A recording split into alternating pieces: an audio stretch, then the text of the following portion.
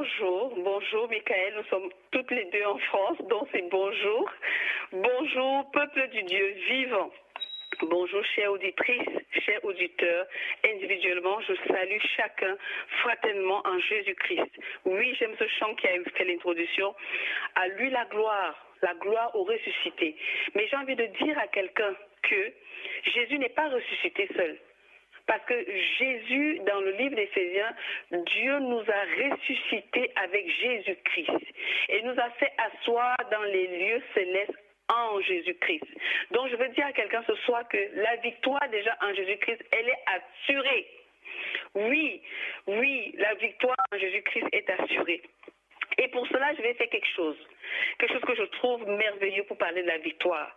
C'est que je vais regrouper les peuples, je vais regrouper les nations, je vais regrouper les hommes de toute langue, de toute tribu, de toute nationalité.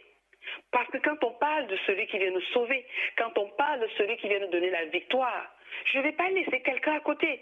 Parce que si ma victoire est liée à quelqu'un qui est d'une autre nation, je dois inviter la personne ce soir. Et j'aime bien le mois d'intercession que nous venons de passer, parce que ce moment nous a regroupés tous dans le corps de Jésus. J'aime cette partie où il fallait appeler quelqu'un en Jésus. Viens, Jésus t'appelle. Viens, ton Dieu t'appelle. Et c'est ce qui va se passer. Donc nous allons commencer la lecture avant de prier.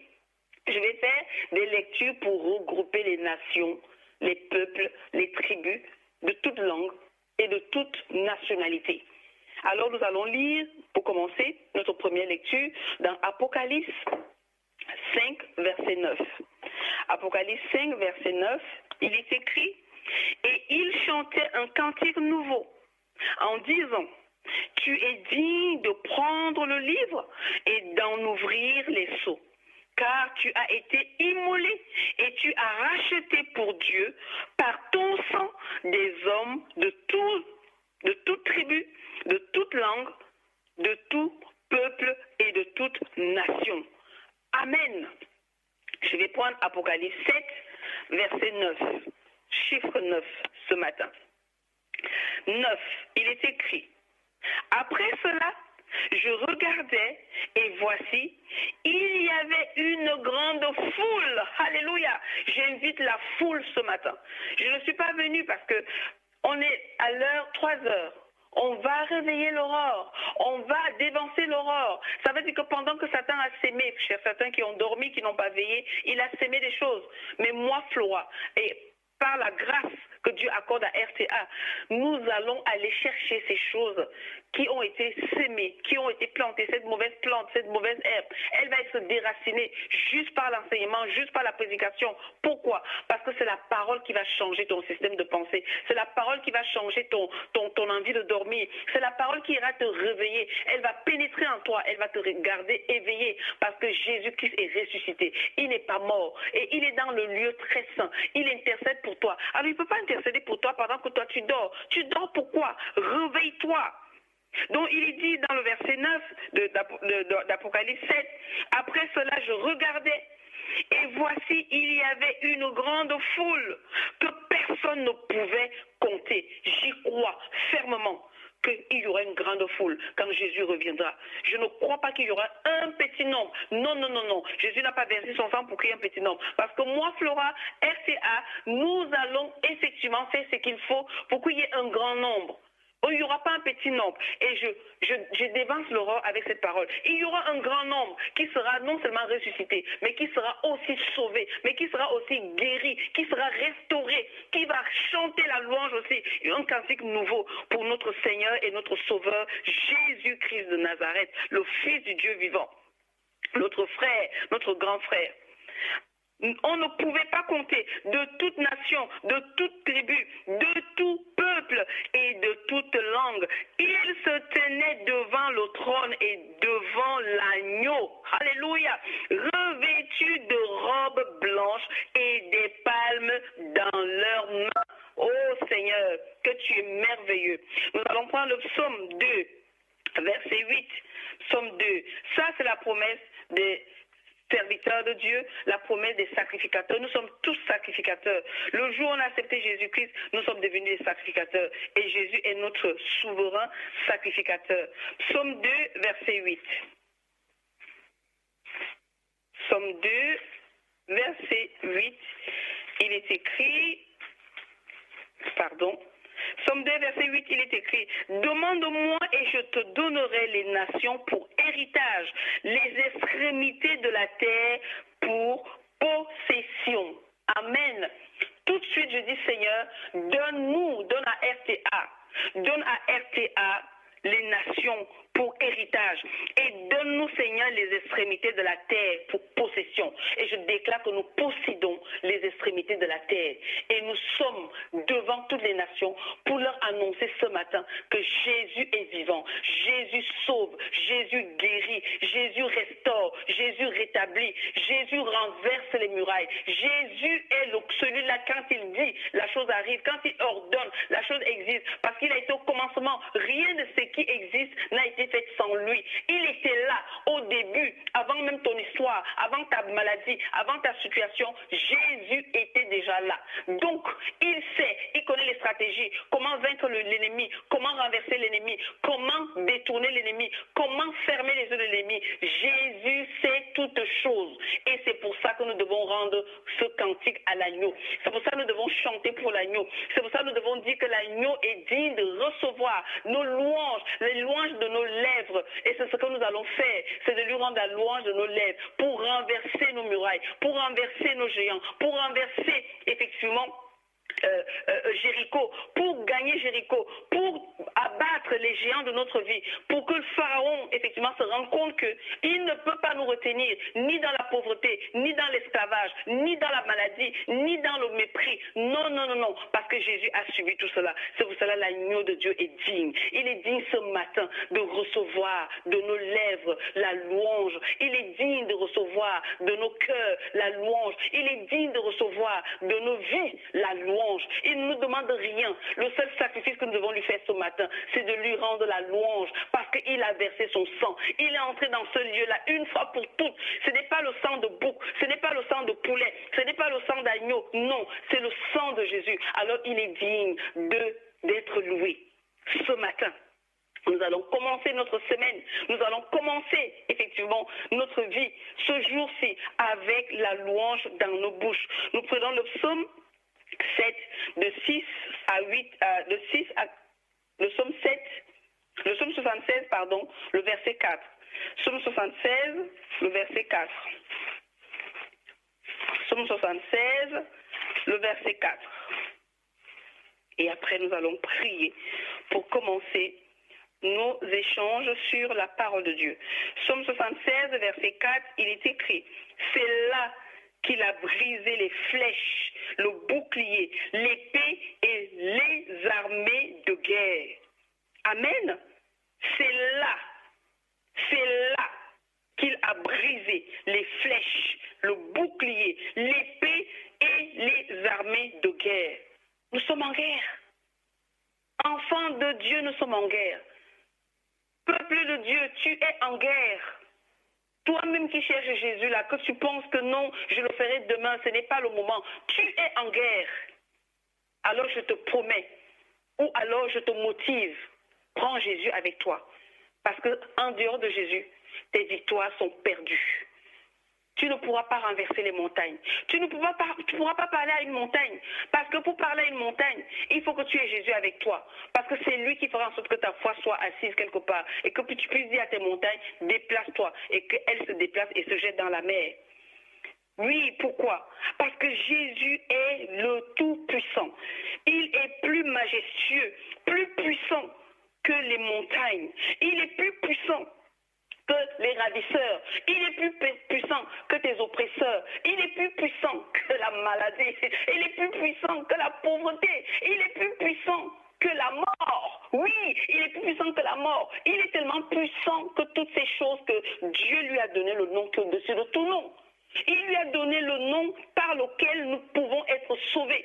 Il lui a donné le nom que quand tu prononces ce nom-là, tout fléchit le genou. Tout fléchit le genou. Et tu vas me dire, mais Flora, comment tu peux dire ça? Je te le dis parce que la parole me le dit. Et je crois à la parole parce qu'elle est puissante, elle est vivante et elle peut transformer ta vie. Et ce matin, la lourde charge qui m'a été donnée, c'est de te parler de la parole. Ce n'est pas forcément pour prier avec toi, mais c'est de te donner la parole. Alors je suis venue avec la parole. Prions. Seigneur, je viens devant toi avec RTA, que toi-même tu as suscité. Je viens, Seigneur mon Dieu, en ta présence, avec ton peuple, avec une foule nombreuse, des nations que tu nous as données en héritage. Et je te présente, Seigneur mon Dieu, les extrémités de la terre que tu as promis de nous donner aussi, que tu as promis de nous donner en possession. Seigneur, je veux à cet instant te dire, par la foi en toi, notre Dieu, créateur du ciel et de la terre. Oh, tu nous as promis le Saint-Esprit. Nous réclamons à cet instant le Saint-Esprit qui nous remplisse, qui nous conduise, qui nous saisisse, qui nous pousse, qui nous propulse afin de faire de nous des témoins à cet endroit, à cet instant, maintenant, aujourd'hui, en ce jour, au travers de la RTA, au travers des ondes de la radio, jusqu'aux extrémités de la terre. Nous ne nous limitons pas ce matin, parce que nous ne voulons pas nous limiter. Tu nous as dit que tu es un Dieu grand, et nous croyons à ta grandeur infinie. Oui, tu es un Dieu puissant, mais tu as une puissance infinie. Alors Seigneur, cette même puissance infinie que tu as déployée pour ressusciter Jésus-Christ, tu peux la déployer ce matin dans nos vies, dans nos situations, dans nos cœurs, dans nos familles, dans nos foyers, parce que tu es le Dieu de famille. Tu es le Dieu de la famille, parce que Seigneur mon Dieu, tu nous as dit, demandez-moi les nations et je vous donnerai un héritage. Voilà pourquoi nous venons, Seigneur, pas seuls. Nous ne sommes pas venus qu'avec les auditeurs de la radio Trois Anges. Nous sommes venus avec toutes les nations, toutes les tribus, de toute langue, tout homme. Tel que tu nous as présenté la chose dans la parole, parce que Jésus les a sauvés tous. Alors nous sommes venus, Seigneur, réclamer leur vie, leur délivrance, leur connaissance, leur intelligence, leur sagesse. Seigneur aussi, que tu illumines les yeux de leur cœur, afin que chacun de nous, que nous puissions reconnaître, que nous puissions percevoir, que nous puissions, Seigneur mon Dieu, entendre quelle est l'espérance qui est liée à l'appel que tu as pour nous, à l'appel qui s'attache à notre vie, ce que tu as décidé. Illumine dans les yeux du cœur de chacun de nous. Accorde-nous un esprit de révélation, un esprit de sagesse, et que ce matin, Seigneur mon Dieu, chacun puisse se retrouver dans ce que tu as pour lui. Peu importe la situation dans laquelle nous sommes, tu es le grand Dieu. Nous te rendons grâce par Jésus-Christ. Nous louons ton nom, nous célébrons ton nom, nous exaltons ton nom, parce que tu es Dieu et nul n'est comparable à toi. Tu es Dieu aujourd'hui et tu l'es éternellement. Oui, Seigneur, nous te disons gloire à ton nom, gloire à toi, béni soit ton seul nom, parce que tu es Dieu. À toi seul soit la gloire, l'adoration. À Jésus soit la puissance, la louange. À Jésus soit l'honneur. Au Saint-Esprit, la puissance. Et alors que cela soit déversé sur nous à cet instant, nous te le demandons. Parce que tu nous as dit qu'en Jésus-Christ, nous avons tous les droits. Alors Seigneur, nous voulons user de ces droits-là pour te dire, Père, nous sommes venus ce matin pour un moment de victoire, pour une vie victorieuse en Christ, pour une vie de puissance en Christ, pour une vie triomphante en Christ. Oh Seigneur, nous voulons une victoire non seulement éternelle, mais nous voulons aussi une victoire sur cette terre. Nous voulons vivre l'éternité déjà ici, afin de la vivre encore avec toi quand tu viendras nous chercher. Oh Seigneur, que toutes les montagnes qui sont devant nous ce matin se déplacent au son de notre voix, au son de ta voix, au son de la voix de Jésus, au son de la voix du Saint-Esprit. Que toute montagne qui est dans la vie de mon frère, de ma soeur, soit aplanie et devienne, Seigneur mon Dieu, un lieu de joie, un lieu d'allégresse pour toi et pour toi seul à jamais. Amen. Amen, amen, amen. Alors, je vais commencer ce moment par toucher notre système de pensée. J'ai écouté le témoignage de Jabiel et j'ai trouvé ça intéressant. Nous avons une façon d'être réceptif à la parole de Dieu ou à la vie que Dieu nous propose. Il nous a dit que pour lui, quand il était bébé, quand il était tout petit, quand il faisait la sieste en journée, il était sûr que la nuit, il n'y avait pas de sommeil. Et il est resté avec cette pensée-là. Il est jeune maintenant, c'est un adolescent, mais il pense toujours que s'il dort le jour, il ne dormira pas la nuit. Beaucoup d'entre nous, croyants, chrétiens, pratiquants, bref, adultes, nous sommes pareils. Alors je voudrais nous inviter ce soir à être réceptifs et ne croire que la vérité de la parole de Dieu. Comment y parvenir? Parce que je sais que tout de suite quelqu'un va me poser la question, mais Flora, comment y parvenir? Si vous avez écouté le message de ce jeune enfant, il n'a pas prié, mais Dieu lui a montré que c'est lui qui détenait sa vie. Je vais vous raconter une petite histoire qui est biblique. Je vais la raconter à ma façon. Vous connaissez l'histoire de Jacob et de son frère, Ésaü. Rebecca est enceinte. Alors pour ceux qui sont fans de décortiquer la Bible, Dieu est le premier qui a fait l'échographie. Parce qu'il a fait l'échographie dans le ventre de Rebecca. Et il va lui dire, 2 nations sont dans ton ventre. J'ai fait mon choix. C'est le dernier qui va dominer sur le premier. Alors, Rebecca a cette révélation. Mes amis, qui a dit à Jacob dans le ventre que c'était lui qui a été choisi par Dieu? Qui lui a dit cela?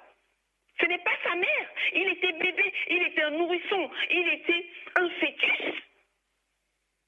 Donc, il ne sait pas parler. On va dire qu'il ne réfléchit pas, il ne raisonne pas. C'est vrai, on va lui donner tous les noms. Mais si nous regardons bien l'histoire, Dieu avait choisi Jacob. Et quand Jacob va attraper le talon de son frère, il fait ce que Dieu a sémé en lui. Quand Dieu dit dans Jérémie, je te connaissais avant que tu le sois, j'avais déjà établi, je t'avais établi prophète sur les nations. J'ai envie de dire à quelqu'un que quand tu raisonnes sur la parole de Dieu, tu veux raisonner la parole de Dieu, tu veux faire comprendre à la parole de Dieu que ce que toi tu vis est quelque chose qui ne peut pas changer. Que fais-tu donc de ces paroles-là dans la Bible et de ces exemples dans la Bible où Dieu a dit une femme, madame, tu es enceinte, mes 2 enfants sont dans le ventre, 2 nations, j'ai choisi l'autre. Mais l'autre, j'ai limite, voilà, mes projets ne sont pas sur lui. J'ai d'autres choses pour lui, mais ce n'est pas lui que j'ai choisi pour accomplir certaines choses. Ça ne veut pas dire que Ésaü est détesté ou haï. Non, Dieu fait son choix, comme il fait avec nous aujourd'hui. Toi, tu es né à 9 mois, moi je suis né à 6 mois. Est-ce que je vais demander à Dieu pourquoi est-ce que je suis né à 6 mois? C'est vrai, je lui ai posé la question un jour, mais il m'a dit exactement aujourd'hui pourquoi. Parce que Dieu fait son choix et il décide comment nous allons évoluer. Qui avait dit à Jacob qu'il sera effectivement le premier? Mais il a fait ce que Dieu avait mis en lui. L'instinct. Bébés, nous savons déjà qui nous sommes. Parfois, quand nous lisons la parole de la Bible, où Dieu nous dit, par exemple, tu m'avais fait un vœu. Toi, tu sais dans ta tête, tu dis, mais à quel moment j'ai fait un vœu à Dieu? Mais ce que nous ne savons pas, qu'avant d'être humains comme nous sommes là, nous sommes esprits. Tout est spirituel d'abord. Dieu est esprit, il faut que ceux qui l'adorent en esprit, en vérité. Quand il lui dit, vous êtes enfants, je t'ai prédestiné. En fait, avant même que toi, tu n'acceptes Jésus-Christ, Dieu avait déjà mis un projet de rédemption.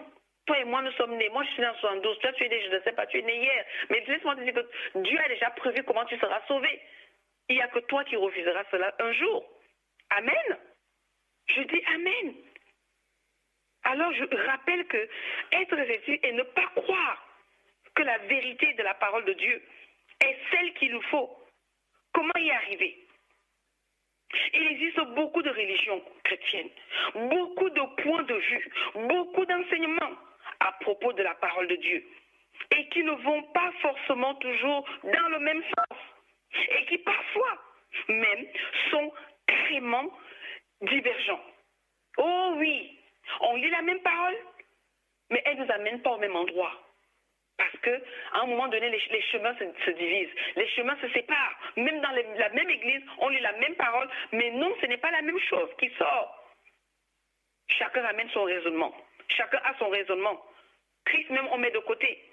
Le Saint-Esprit, on met de côté. Dieu même, le Créateur, on met de côté. Nous-mêmes, on crée nos choses. On crée nos programmes. D'accord? Du coup, il est parfois difficile de s'y retrouver. Il n'y a pas que nos enfants qui sont perdus dans cette affaire. Nous-mêmes, adultes. Mais où est donc la vérité? C'est une question très importante à se poser. Je ne sais pas si tu t'es déjà posé cette question. Moi, plusieurs fois, je me suis posé la question. Je dis, mais mes parents, tous sont catholiques. Mais comment ça fait? Ça a été pénible pour moi. Jusqu'au jour où le Seigneur m'a fait comprendre que c'est mon choix. Je t'ai choisi. Le reste là, maintenant, je veux que tu repartes. Acte 26. Je veux que tu repartes et que tu apportes la lumière que j'ai mis en toi, que tu les sortes des ténèbres, que tu les sortes des griffes de Satan. Donc, on voit que Dieu fait ce qu'il veut avec qui il veut, mais si nous sommes attentifs, nous n'allons pas nous poser 1000 questions à poser à qui que ce soit. Nous lui poserons à lui la question. Qu'attends-tu de moi? Pourquoi je suis là? Comment tu as voulu que je sois dans cette situation, dans cette famille? Quel était ton projet? Il est un Dieu qui discute. Il est un Père qui échange. Il te dira exactement pourquoi. Il ne va pas mâcher ses mots. Il n'est pas le Dieu qui cache les choses. Il nous révèle les choses parce qu'il veut que nous vivions une vie et une relation de communication avec lui. Quelque chose de fluide, quelque chose de normal. Oui, il nous donne du surnaturel, mais le surnaturel devient pour nous une vie normale avec Dieu. Les choses qu'on dit, non, ça je ne peux pas, je vais lui demander. Ça je ne vois pas, je vais lui demander. Ça je ne comprends pas, je vais lui demander. J'aime bien comment la sœur Michael présente souvent sa relation avec Dieu. C'est important d'avoir cette relation avec Dieu. J'ai lu ta parole, mais je ne comprends rien. Qu'est-ce que ça veut bien dire? Pourquoi est-ce que cette parole est si méchante envers moi? Qu'est-ce que j'ai encore fait? Est-ce que je dois te demander pardon? Oui, il te dira si tu lui as demandé pardon ou pas. Ou cette parole est destinée à quelqu'un d'autre.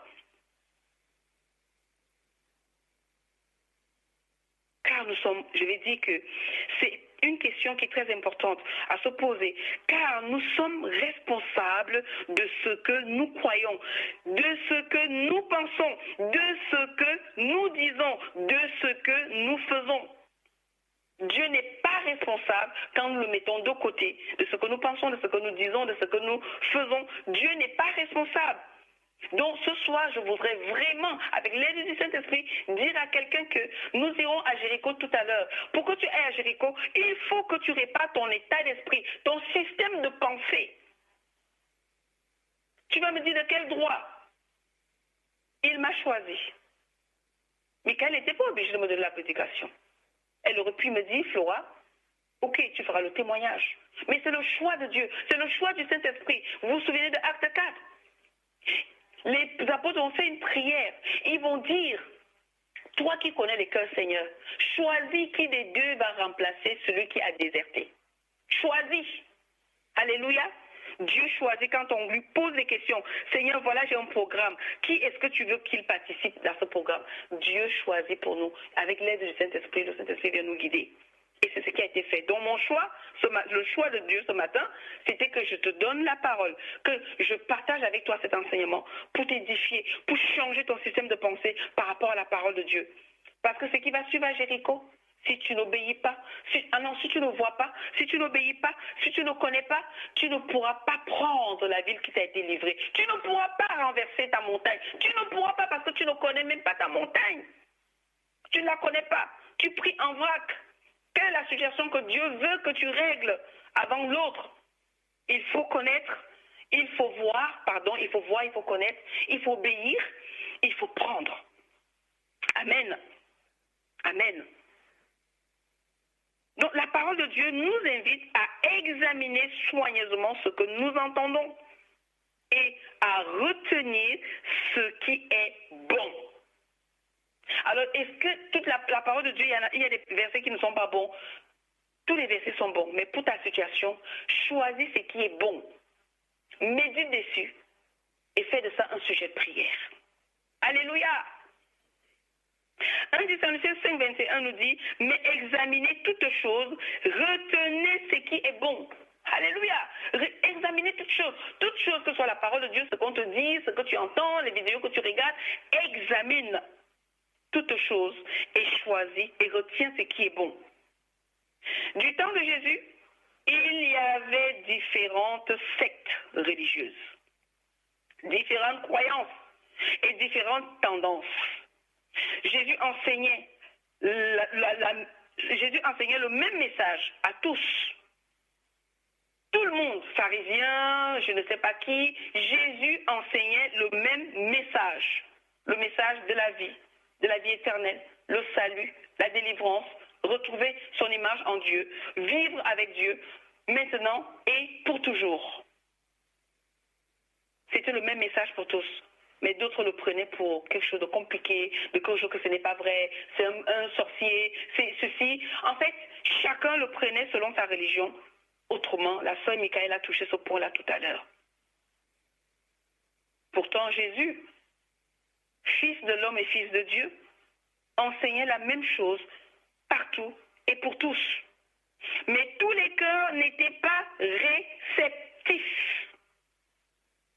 Le problème avec l'esprit religieux, c'est que les gens qui sont atteints de cet esprit-là, écoutez-moi bien, sont tellement endurcis.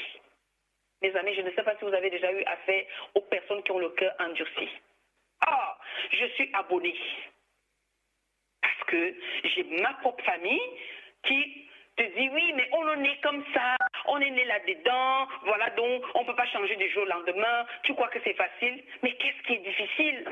Tu ne vois pas que ta vie ne change pas? Tu ne vois pas que depuis que les grands-parents ont prié ce mari-là, ont prié le chapelet, tu n'as pas vu que ça ne change pas, que tu vis une vie qui ne plaît pas à ton Dieu, tu ne sais pas que Dieu n'aime pas ça, mais comment tu me dis que tu as toujours été comme ça? Comment penses-tu plaire à Dieu? En vivant une vie où tu manques de respect à ton mari, tu manques de respect à ton enfant, tu parles n'importe comment, tu penses qu'effectivement, ce qui t'arrive, Dieu est coupable. Nous rendons même, dans ce raisonnement-là, nous rendons Dieu coupable de ce qui nous arrive. Comme si Dieu s'est assis un jour et il a décidé que tu dois mourir. Il a décidé que tu dois être malade. Voilà ce que la religion nous donne comme raisonnement. Oh, si c'est la volonté de Dieu que je sois malade, qu'elle soit faite. Non! Dieu veut que tu sois en bonne santé, que tu prospères à tout égard, comme prospère l'état de ton âme. Comment fait-il pour te rendre malade? Il a créé cette maladie où? Donc je sais que le problème avec ce genre d'esprit, de personnes, ils sont tellement endurcis qu'ils n'entendent plus rien. Ils n'entendent plus rien. Et ils ne peuvent même pas recevoir la vérité. Du temps de Jésus, la grande majorité d'entre eux sont morts dans leur péché alors qu'ils avaient en face de Jésus en personne. C'est vrai que quand on entend péché, les gens disent oui, mais toi tu parles comme si tu ne péchais pas. Je vais dire quelque chose à quelqu'un aujourd'hui. Que tu sois croyant ou pas, que tu aies accepté Jésus ou pas. Quand tu as accepté Jésus, tu n'es plus considéré comme un pécheur. Tu n'es plus considéré comme un pécheur parce que Dieu lui-même, le Père, t'a justifié. Il ne t'appelle plus pécheur. Pourquoi tu passes ton temps à dire oui, je suis un pauvre pécheur? Moi, Flora, je dis que je ne suis plus un pauvre pécheur. Je suis une rachetée. Jésus m'a sauvé. Donc je dis, je suis justifié par Dieu lui-même. Dieu m'a justifié. Il m'a appelé. Il m'a appelé à ressembler à son Fils. Donc je ne veux pas faire des prières, Seigneur, tu sais que nous sommes pauvres pécheurs, parce que tu veux rester dans le péché, que tu embellis le péché, que tu continues à prier. Si tu as accepté Jésus-Christ, Dieu t'a justifié. J'ai dit que je suis venu ce matin pour te donner un enseignement, pour changer ton système de pensée et voir même ta façon de prier. Tu n'es plus un pécheur. Et je vais en même temps profiter pour dire à quelqu'un, si tu n'as pas accepté Jésus, il est temps que tu acceptes Jésus. Il va changer ton système de pensée. Il est le roi des rois, le Seigneur des seigneurs. Dieu n'a rien refusé à Jésus et Dieu ne te refusera rien en Jésus-Christ. Rien. Il te donnera tout. L'intelligence, la compréhension, la sagesse. Parce qu'il va te dire que si tu manques de sagesse, demande Jacques 1,5. Il va dire que si tu as un peu de foi, tu peux déplacer les montagnes. Jésus le dit. Alors si tu n'es pas en Jésus, comment tu vas accepter la parole d'un berger que tu n'acceptes pas de devenir sa brebis? Il y a un problème. Jéricho ne sera pas pour toi. Parce que dans Jéricho, il va utiliser les sacrificateurs pour conduire les troupes. Il va utiliser un homme pour conduire la troupe.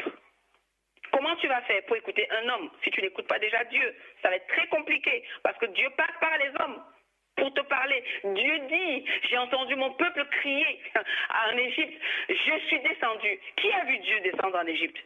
Il a envoyé Moïse. Alléluia. Je pense que c'était le premier jour de cette semaine de victoire. La sœur Michael a fait allusion à cela. Toi, Moïse, Dieu a envoyé Moïse et tu méprises Moïse. Dieu, à travers de Moïse, a délivré son peuple. Donc toi et moi, Dieu, par Jésus, a sauvé le monde entier qu'il a tant aimé.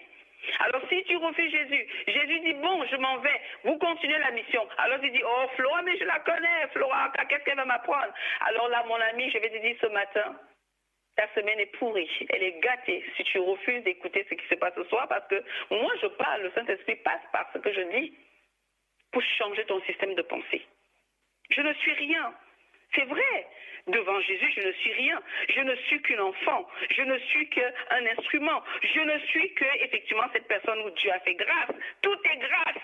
Et j'accepte la grâce. Je l'embrasse. Je veux tellement. Je dis, c'est un chèque en blanc. Alors, j'ai écrit sur le chèque en blanc, impuissance. Dieu me dit, la grâce te donne la puissance. J'ai écrit sur le chèque en blanc, incapacité. Dieu me dit, je te donne la capacité. J'ai écrit sur le chèque en blanc, Seigneur, les portes sont fermées. Il me dit, je suis celui-là qui ouvre les portes. Et j'ai écrit sur le chèque en blanc, Seigneur, il y a une maladie dans mon sang. Il me dit, je suis celui-là qui purifie ton sang. Je lui dis, Seigneur, mon bras me fait mal. J'ai fait un mauvais portage en crèche et ça m'a un peu brisé le bras. Il me dit, je restaure ton bras. Le chèque, la grâce est un chèque en blanc. Un savon qui lave tout, même la compréhension des choses, parce que nous ne le méritons pas. C'est par grâce que nous sommes sauvés et par le moyen de la foi. Donc je veux ici réveiller ta foi. Je veux ici pas augmenter ta foi, je ne peux pas le faire. Tu peux augmenter ta foi toi-même. Pourquoi? Parce que les situations de ta vie te permettent d'augmenter ta foi. Plus tu crois que Dieu peut faire, plus ta foi devient grande. Alléluia. Que le Saint-Esprit soit en action à cet instant et nous fasse comprendre ce que nous avons à comprendre. Ma dernière phrase était que la grande majorité d'entre ces personnes qui ont le cœur endurci meurent dans leur péché alors qu'ils ont eu en face d'eux le grand maître en personne. L'homme de la situation, Jésus-Christ. Ne croyant pas à la résurrection, les Sadducéens sont venus un jour interroger Jésus à ce sujet. Ils voulaient trouver un moyen de piéger Jésus avec une petite histoire afin d'imposer leur point de vue, comme toi et moi. La Bible dit que pour pouvoir servir Dieu, il faut être comme ça. Et nous on a dit oui, mais ça c'était à l'époque. On peut devenir diacre, on peut devenir diaconesse, même si on a une vie en désordre, c'est pas grave. Dieu fait grâce. Et du coup, la grâce devient bon marché. Et du coup, on n'a pas de résultats qui correspondent à ce que Dieu a dit, porter du fruit. Je suis venu changer le système de pensée de quelqu'un ce matin. Ils voulaient trouver un moyen de piéger Jésus avec une petite histoire afin d'imposer leur point de vue.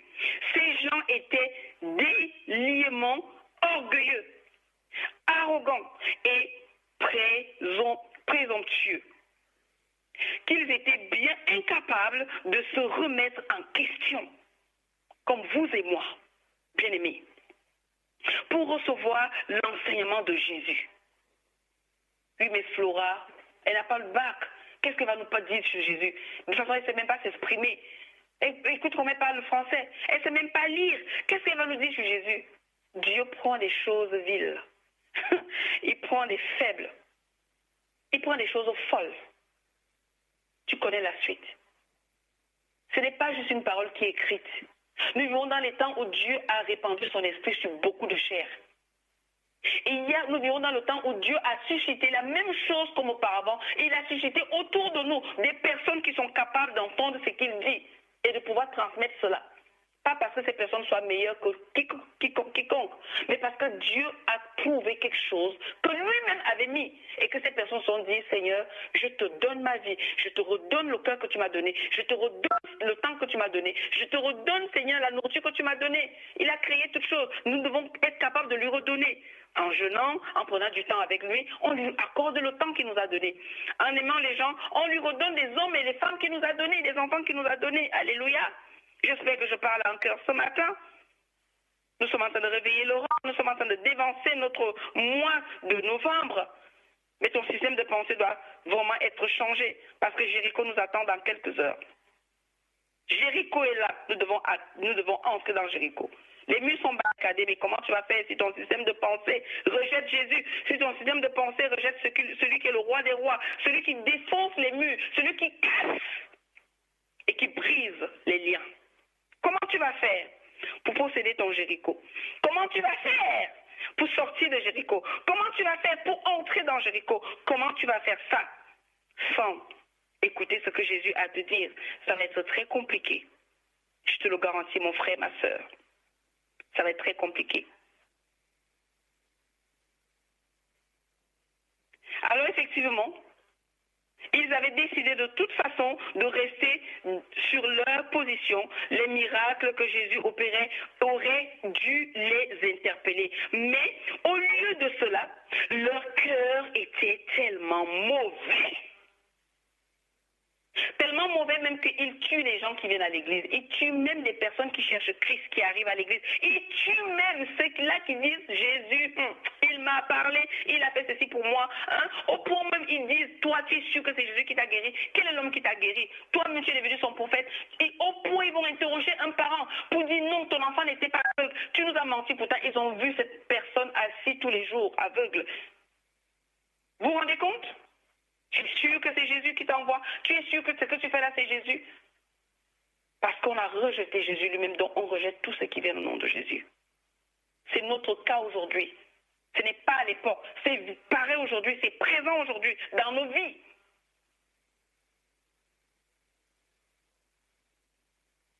Les miracles que Jésus opérait, il aurait dû les interpeller. Mais au lieu de cela, leur cœur était tellement mauvais et rempli de jalousie. Oh, moi je ne suis pas jaloux. Que le Saint-Esprit prenne sa loupe et va passer dans ton cœur et ton âme. On va trouver que la jalousie te remplit. Mais nous ne savons même pas, puisque nous ne connaissons pas l'état de notre cœur ni de notre âme. Donc, on ne reconnaît pas que ces choses-là nous habitent. Rempli de jalousie, qu'il ne désirait qu'une chose, le faire mourir, mes amis. L'ignorance. Dans la loi de Moïse, il était stipulé que si un homme mourait sans descendance, son frère devait épouser sa veuve. Les Sadducéens ont donc demandé à Jésus de qui une veuve serait la femme à la résurrection des morts, puisque 7 frères l'ont eu comme femme. Matthieu 22, 23 à 28. On ne va pas tout lire. Matthieu 22, 29. Jésus leur répondit, vous êtes dans l'erreur, parce que vous ne comprenez ni les Écritures, ni la puissance de Dieu. Alléluia! Hey! Oh là là là là là! J'aime mon maître. Ici, je l'appelle maître. J'aime mon maître parce que ce n'est pas n'importe quel employeur. Non, non, non, non. Non, non. Il n'est pas ce genre d'employeur qui va venir mâcher ses mots, qui va venir te dire des choses juste pour te faire plaisir. Il veut ta vie, il veut ton bonheur, il veut ton bien. Donc, il te dit des choses, il dit, tu es dans l'erreur. Choisis d'avoir un cœur sincère, même si vous êtes dans l'erreur. Mettez-vous en question. Peut-être que la sœur Michael a raison. Je vais aller faire des recherches. Un Solsé nous a dit, allez chercher et retenez ce qui est bon. Pourquoi commencer à afficher la vie de Jésus? Commencer à dire que oh, Michael me met ce point pour qui? Oh machin. Pourquoi tu veux pécher contre Dieu? Parce que Dieu travaille avec Michael, Dieu travaille avec Jabran. Mais de quoi tu te mêles? Va lui poser la question. Il te dirait exactement ce qui se passe avec Michael. Il est capable de te le dire. S'il juge que tu es une bonne personne, il te le dira. Dieu n'est pas un cachetier, je l'ai dit tout à l'heure. Choisis d'avoir un cœur sincère, même si vous êtes dans l'erreur. Ça vous permet d'être réceptif à la vérité qui se manifestera à vous. Dieu est fidèle. Dieu est fidèle. Dieu est fidèle. Le jour viendra où vous en recevez la connaissance. Avoir un esprit religieux rend les gens hermétiques aux choses spirituelles. Les religieux ne sont pas spirituels. Un religieux n'est pas du tout spirituel. Il est tout sauf ça. parce qu'il ne comprend pas la volonté de Dieu. Il ne comprend pas la puissance que Dieu peut déployer pour ressusciter une vie, pour changer une vie. On te voit de l'extérieur, on te juge par ton extérieur. Celui qui marche par l'esprit voit ce qu'il y a à l'intérieur avant de voir ce qu'il y a à l'extérieur. Le Saint-Esprit ne nous montre pas l'apparence. Le Saint-Esprit nous montre ce qu'il y a à l'intérieur du cœur.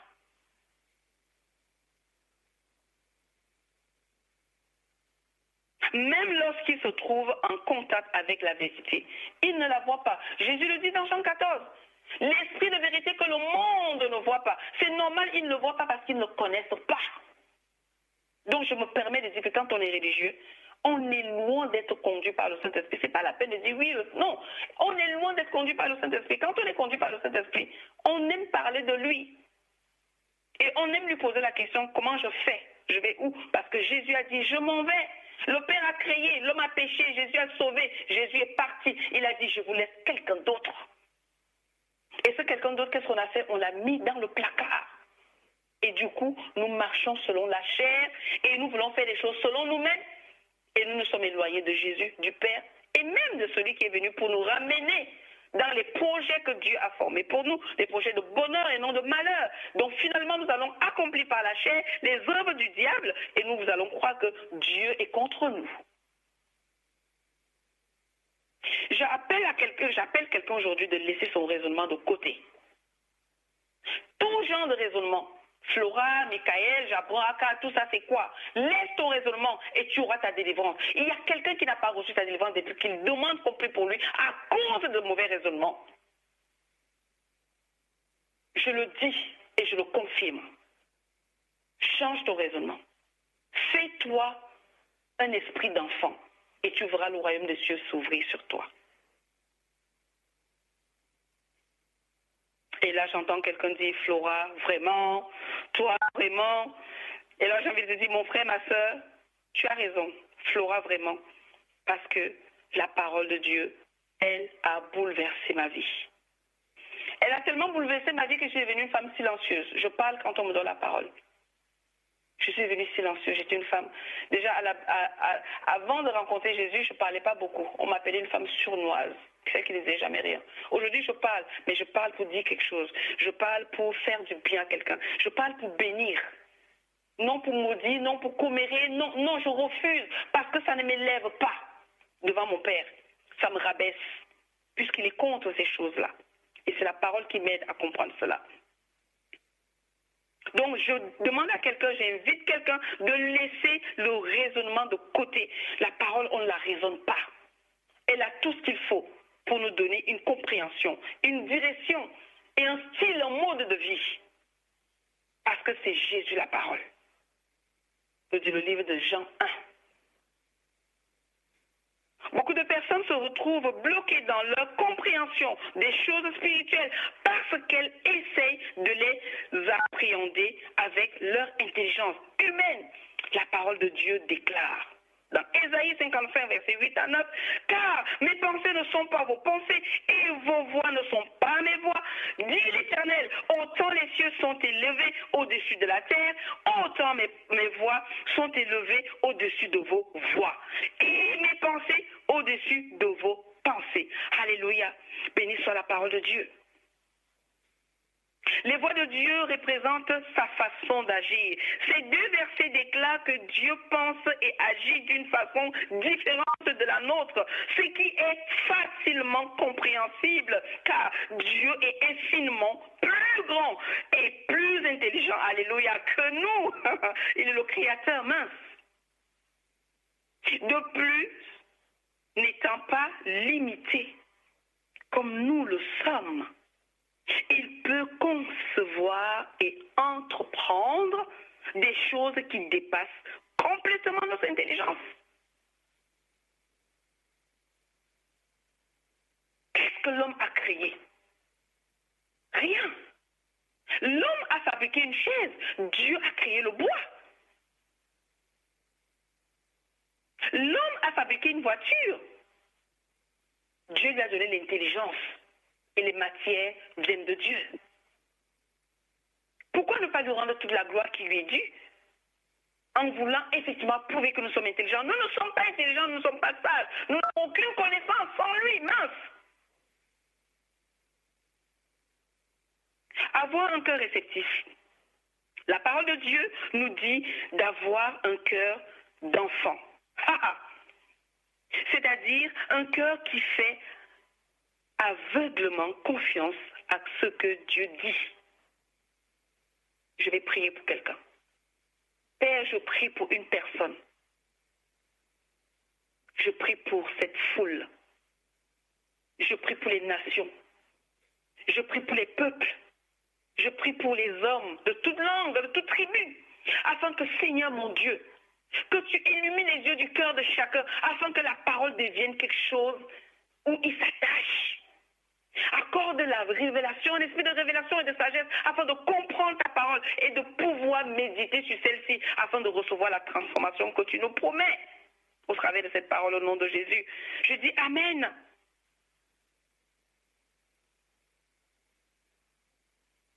La parole de Dieu nous dit d'avoir un cœur d'enfant, c'est-à-dire un cœur qui fait aveuglement confiance à Dieu, à ce que Dieu dit. Un cœur qui est prêt à obéir à ses exigences. Dieu a des exigences. Il ne faut pas croire. Dieu part avec nous étape par étape. Quand il a fini de nous donner du lait, il commence à nous donner la nourriture solide. Jusqu'à un moment donné, il va nous envoyer. Va chercher ta nourriture. Choisis ce que tu vas manger. Va à tel endroit. Va me représenter. Dieu ne nous garde pas au lait. Il y a beaucoup d'entre nous, nous voulons rester au lait. Et quand on a quelqu'un que Dieu est en train de donner la nourriture solide, on lui dit oui, mais toi tu vas trop vite, il faut attendre. On ne peut pas dire à Paul d'attendre. On ne peut pas dire à Pierre d'attendre. On ne peut pas dire à Moïse d'attendre. Qui vous a appris ça?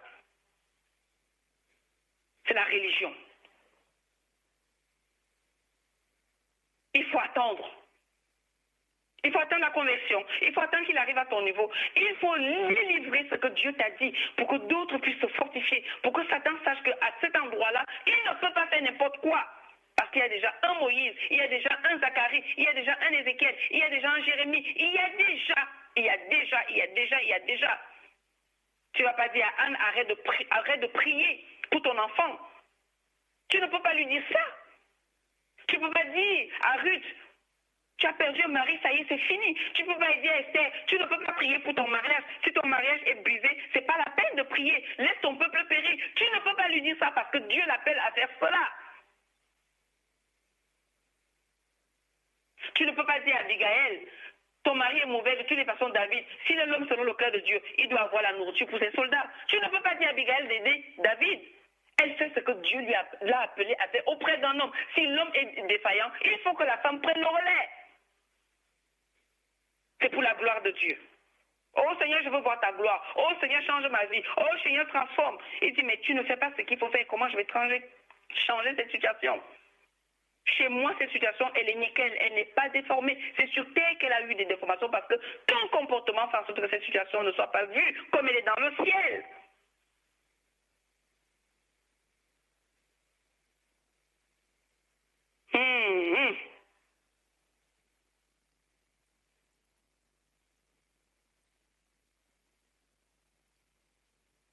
Dieu a des exigences, a ses directives sans discuter. Je dis bien sans discuter. Quand Dieu, est-ce que Moïse était parfait? Non. Moïse a tué un homme, hein? D'accord? Alors, les hommes diront, oui, mais Dieu utilise un homme comme ça qui a tué. Dieu a ses exigences et il sait comment il fonctionne. Donc, nous ne pouvons rien apprendre à Dieu et rien dire à Dieu. Nous devons juste voir, écouter, prendre, obéir à ce que lui met en place. Abraham était parfait. Abraham a péché. Il a commis l'adultère. Il a menti. C'est un menteur. Mais il est le père de la foi. David est un criminel. Il a tué un homme. Il a couché avec l'homme, la femme. Et il veut même trafiquer. Parce que la femme lui annonce que je suis enceinte. Ok, il faut que tu couches avec ton mari. Comme ça, on dira que c'est lui qui t'a effectivement donné cet enfant que tu portes. Mais c'est l'homme selon le cœur de Dieu. Et toi, tu gardes ce raisonnement. Mais il faut savoir que le raisonnement de Dieu te dépasse. Accepte-le. Oui, mais moi aussi je prie. Mais tu sais, depuis mon enfant, j'ai toujours prié. Mais ce n'est pas de ça qu'il s'agit. le fils riche. Jésus lui dit, va, vends tout ce que tu as, donne aux pauvres. Tu auras fait au-delà des 10 commandements. Et ça devient compliqué. La religion. La religion ne peut pas entrer, ne peut pas posséder Jéricho. Il n'y a pas de... Non, si tu veux posséder Jéricho, tu ne dois pas être religieux. Non, non, non, non, non, ça ne marchera pas. Quand on va te dire de te taire pendant 6 jours, tu vas dire oui, mais non, pourquoi? Oh Seigneur, tu vois, pour ma maladie là, je ne peux plus. Seigneur, vraiment. Il ne dit pas de lamentation, loue-moi et tais-toi. Le religieux ne peut pas le faire. Il va commencer à avoir la persécution. Il va commencer à avoir Satan qui l'attaque. Dieu dit, tais-toi et fais le tour. 6 jours. Et le 7e jour, tu pourras crier.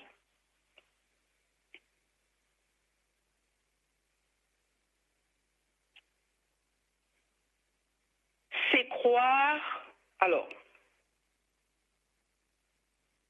je vais dire que suivre les exigences de Dieu et ces directives sans discuter, c'est l'essence même de la foi. Car la foi, c'est croire aux promesses que Dieu nous fait dans sa parole et agir sur cette même parole afin de les voir se manifester dans notre vie physique.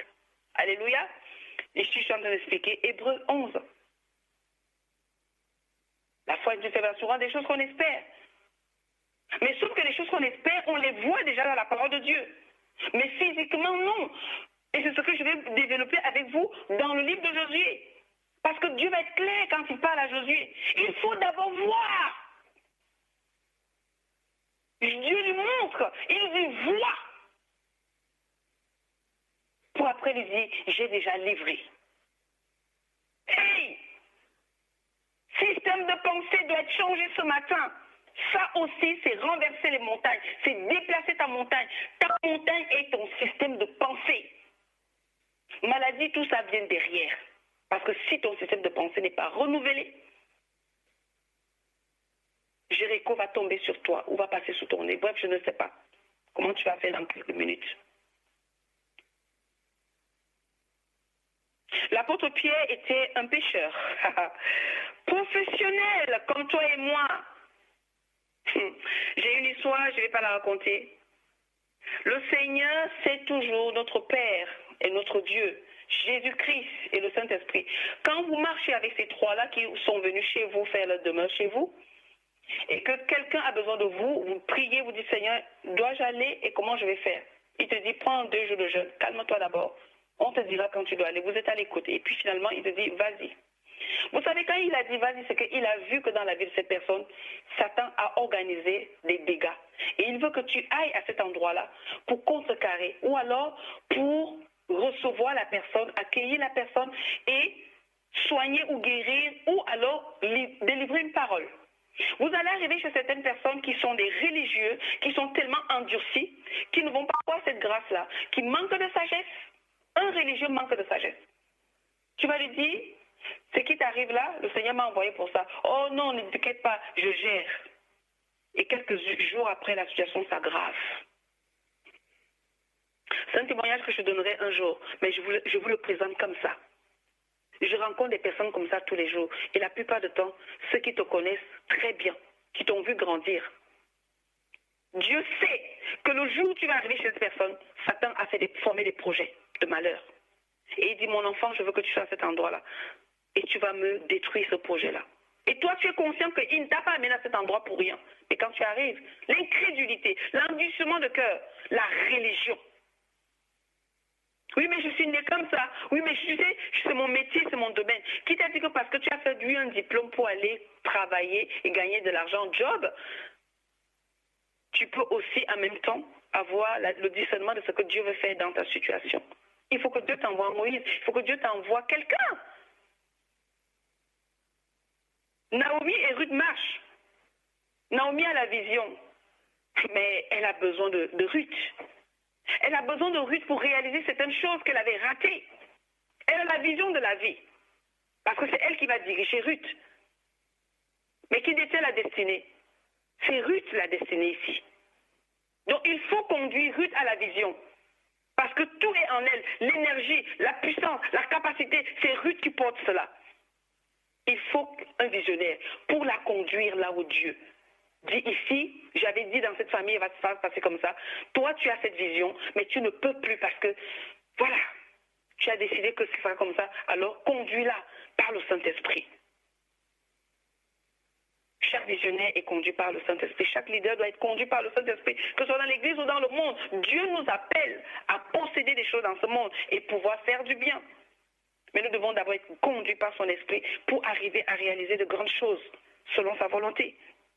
L'apôtre Pierre était un pécheur professionnel qui connaissait bien son métier. Ayant péché toute la nuit, sans rien prendre, il était en train de laver ses filets parce qu'il savait qu'il ne trouvait aucun poisson ce jour-là. Quelqu'un ce matin, tu n'as pas trouvé quoi? Alors écoute bien ce qui se passe dans cet enseignement. Il n'a pas trouvé le poisson ce jour-là. Quand Jésus lui a dit d'avancer en plein eau pour pêcher, il aurait pu dire à Jésus qu'il n'y avait aucune chance d'attraper quoi que ce soit. Mais au lieu de cela, celui-ci a répondu. Luc 5, verset 5. Simon lui répondit, Maître, nous avons travaillé toute la nuit sans rien prendre, mais sur ta parole, je jetterai le filet. Oui, ce filet, je le connais. Oh, de toute façon, ce filet est abîmé. Oui, mais mon mariage est cabossé. Oui, mais ça ne va pas. Quand Dieu a institué le mariage, il t'a dit que le mariage était cabossé, il t'a dit que le mariage allait mal, mais c'est ton comportement, c'est ton attitude, ton manque de sentiments, ton manque d'amour, ton manque de désir, ton manque d'obéissance, de respect. Tu ne t'aimes pas. Tu as rendu ton mariage tel qu'il est, ta famille et tout ce que tu veux. Hein? Même le ministère. Quelle est la notice de cette situation? Tu l'as? C'est là où je veux t'amener en fait. Changer le système de pensée, c'est de connaître la notice de ce que tu as en main. Même si c'est la maladie, connais la notice. Comment ça se passe? Qu'est-ce que Dieu est capable de faire? Et quelle est ta position à toi? Comment tu te positionnes par rapport à la guérison que tu désires? Est-ce que Dieu veut que tu guérisses? Oui, il a dit dans toutes les paroles. Ésaïe 53, dans le psaume 103, dans le Nouveau Testament, 1 Jean 5, Dieu, il te dit que ça. Il veut que tu sois en bonne santé. Il veut que tu prospères à tout égard comme procède l'état de ton âme. Laissez son raisonnement de côté et recevoir ce que Dieu veut faire sans discuter, même quand on ne comprend pas tout, permettra au Seigneur de se manifester de manière miraculeuse et glorieuse. J'ai envie de dire à quelqu'un, c'est à toi. C'est toi qui as en main la clé de ton miracle. C'est toi qui as en main la clé pour renverser ta montagne. C'est toi qui as en main la clé de ce qui va se passer à Jéricho dans quelques secondes. Tu as la clé de ta victoire. Tu as la clé de ta victoire. Je ne dis pas que tu as la capacité, je n'ai pas dit ça. Ne me prête pas de mots. Je dis tu as la clé. Lisons maintenant ce texte de Josué 6.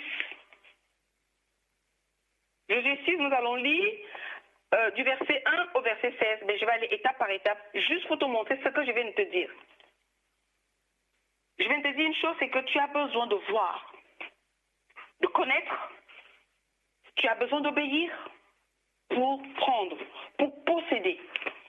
En fait, ce que tu veux posséder, tu n'as pas besoin de la chercher parce que cette chose existe déjà si elle est de la volonté de Dieu. Il n'y a rien que tu cherches dans ta vie selon la volonté de Dieu qui n'existe pas. Lisons. Il est écrit, je commence par le verset 1 et 2. Le verset 1 et 2, je vais aller au fur et à mesure, comme ça on aura fini. Parce que je lis tout le texte et essaie de te faire comprendre ce que je veux partager avec toi dans cet échange. Ça va être long. Donc je disais qu'effectivement, tu détiens la clé de ton miracle, la clé de ta victoire. Alors on lit le texte de Josué 1 et Josué 6, à partir du verset 1 au verset 16. Mais je commence par les deux versets. Jéricho était fermé et barricadé devant les enfants d'Israël, devant le peuple de Dieu, devant le peuple de RCA. Jéricho était fermé et barricadé. Jéricho peut être quoi dans ta vie? On va aller en petit détail. Jéricho, c'est peut-être ton travail fermé, barricadé. Ton mariage fermé, barricadé. Ta santé fermée, barricadée. Tes projets fermés, barricadés. Ta fécondité fermée, barricadée. Qu'est-ce que j'en fais? Tu vois un peu?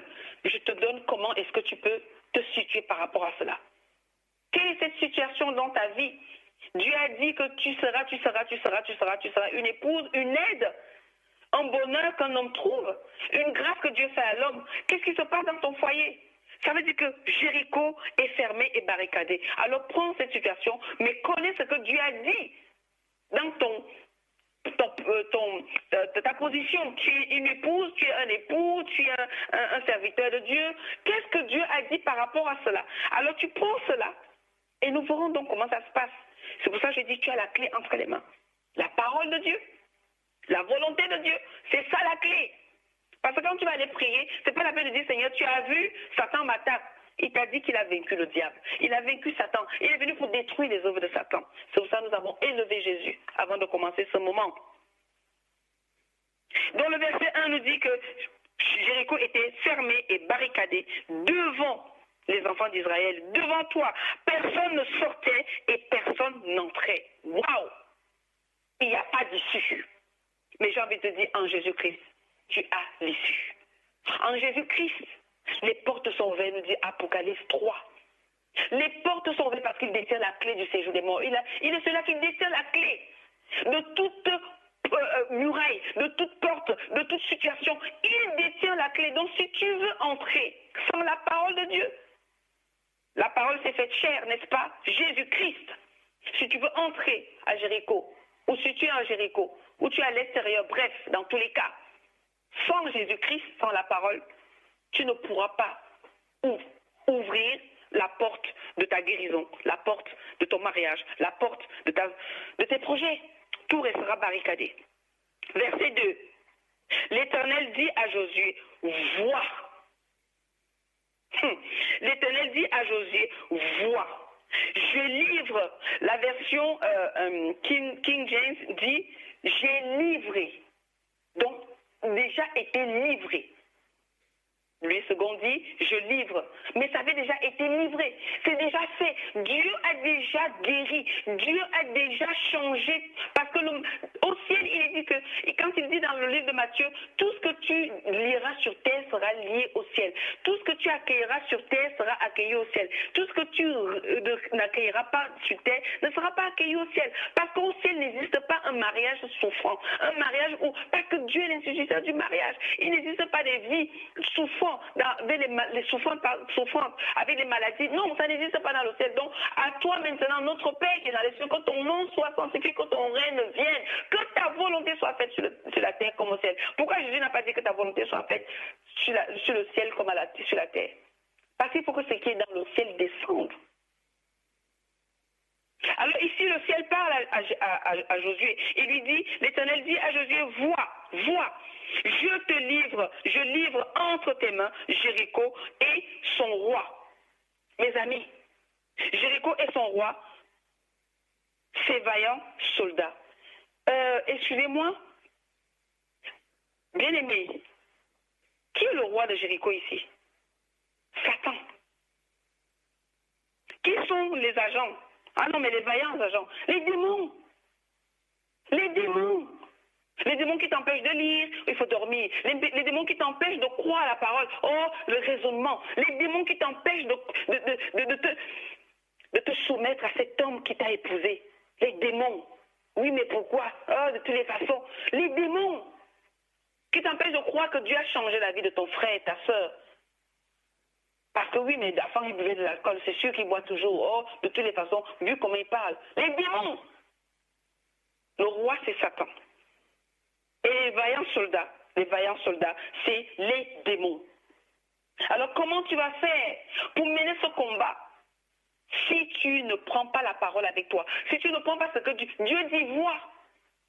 La foi voit. La foi voit. Et la foi croit. Tout ce que vous demandez en priant, croyez que vous l'avez reçu et que vous le verrez s'accomplir. L'accomplissement, c'est visible. Pourquoi Jésus a tout accompli? C'était visible à la croix. Donc ça, tu le verras. Mais sauf que tu dois voir avec les yeux spirituels. Pourquoi? Quand tu lis la parole, tu fais grandir ta foi. Ta foi te dit que la parole, tout ce qui a été dit, est vrai. Et cela finira par se manifester.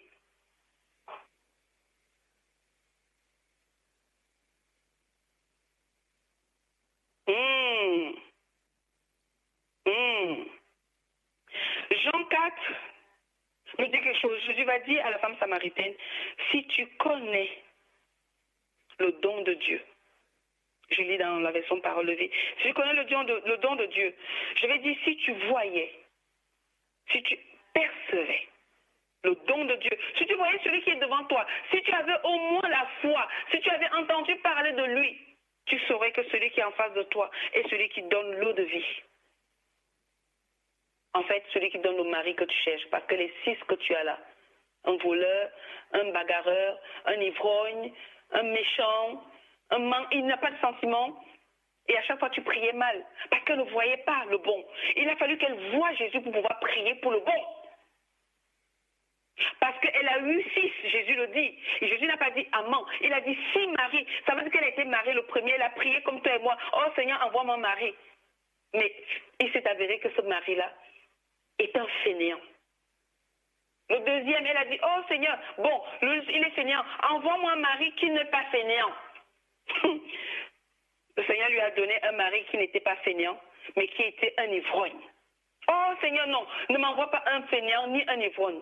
La prière toujours, parce qu'elle n'a pas la vision, elle ne voit pas ce que Dieu dit sur cette histoire. Quel type de mari qu'il faut demander? Seigneur, envoie-moi un qui n'est pas ivrogne, qui n'est pas fainéant et qui ne fume pas. Dieu lui envoie un homme qui ne fume pas, qui n'est pas ivrogne, mais qui n'est pas fainéant, mais qui ne dort jamais chez lui. Jusqu'à arriver à 6. Vous imaginez? Mais Jésus est le bon. Le bon, ça veut dire il faut que tu vois quel type d'homme il te faut. Il faut qu'il ressemble à Jésus. Il faut qu'il aime Jésus plus que toi-même, la femme qu'il va épouser. Jésus dit, tu en as eu 6. Mais maintenant, si tu savais, si tu voyais, si tu connaissais celui qui est en face de toi qui te dit, donne-moi à boire. Si tu connaissais le don de Dieu. Dieu, quand il nous donne un mari, il nous donne, c'est un don qu'il nous fait. Quand il nous donne une femme, c'est un don. Quand il nous donne un enfant, c'est un don.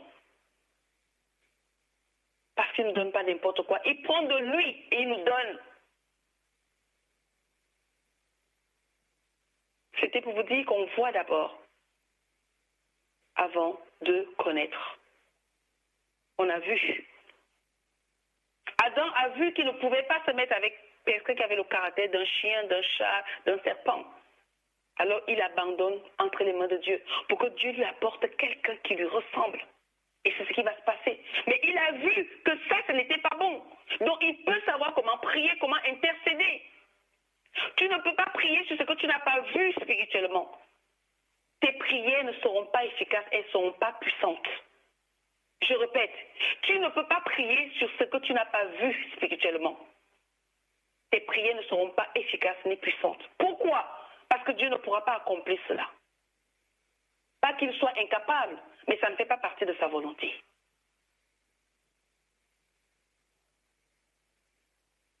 Et c'est ce que Jean 4, 10 à 11 nous a montré avec la femme samaritaine et Jésus. La foi croit sans avoir vu, physiquement, mais spirituellement, ce que Dieu dit, la foi voit. Parce qu'il dit que la foi vient de ce qu'on entend, ce qu'on entend vient de la parole de Christ. Ça veut dire que dans la parole de Christ, il y a des choses qui nous sont dites et on voit. Et on commence à désirer ces choses-là. Oh Seigneur, je vais être comme la femme de Proverbe 31. Donne-moi la capacité de veiller sur ma maison. Donne-moi la capacité de veiller sur mon mari. Donne-moi la capacité d'être la femme que quand mon mari est à l'extérieur, il n'a pas d'autre pensée que vers moi. Parce qu'on le voit dans Proverbe 31. Parce qu'on le voit dans Éphésiens. On le voit. spirituellement. C'est pour ça qu'il est important de lire la parole, pour que nous n'ayons pas un système de pensée tordu et des prières stériles qui ne portent pas de fruits, qui ne sont pas exaucées. Le verset 3, donc j'ai dit, il fallait voir. Nous allons voir la suite, c'est connaître. Nous devons connaître cette parole. Qu'est-ce qu'elle nous dit? Qu'est-ce que cette parole me dit? À moi, Flora, à toi qui écoutes. Qu'est-ce que cette parole dit? Je vais lire à partir du verset 3 au verset 5. On a vu voir, il faut voir. Maintenant, nous allons voir qu'il faut connaître. Du verset 3 au verset 5, il est écrit, faites le tour de la ville, vous tous les hommes de guerre. Faites une fois le tour de la ville. Tu feras ainsi pendant 6 jours. 7 sacrificateurs porteront devant l'arche 7 trompettes retentissantes. Le 7e jour, vous ferez 7 fois le tour de la ville et les sacrificateurs sonneront des trompettes.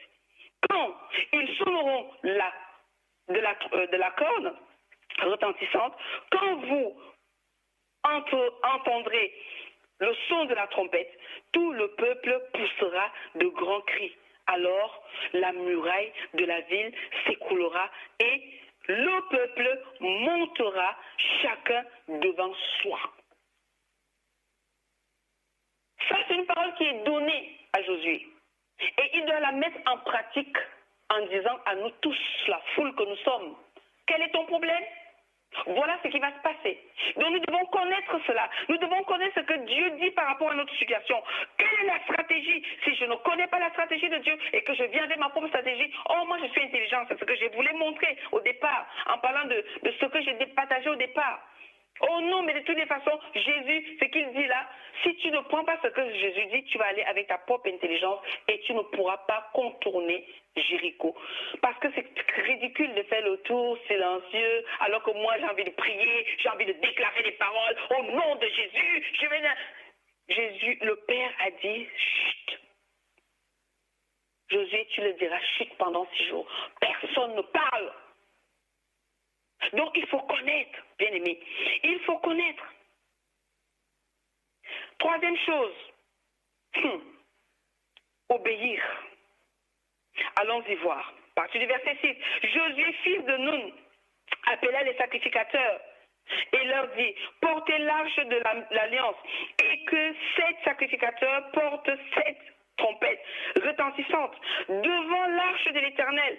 Et il dit au peuple, marchez, faites le tour de la ville et que les hommes armés passent devant l'arche de l'Éternel. Verset 8, lorsque Josué eut parlé au peuple, les 7 sacrificateurs qui portaient devant l'Éternel les 7 trompettes retentissantes et se mirent en marche et sonnèrent des trompettes. L'arche de l'alliance de l'Éternel allait derrière eux.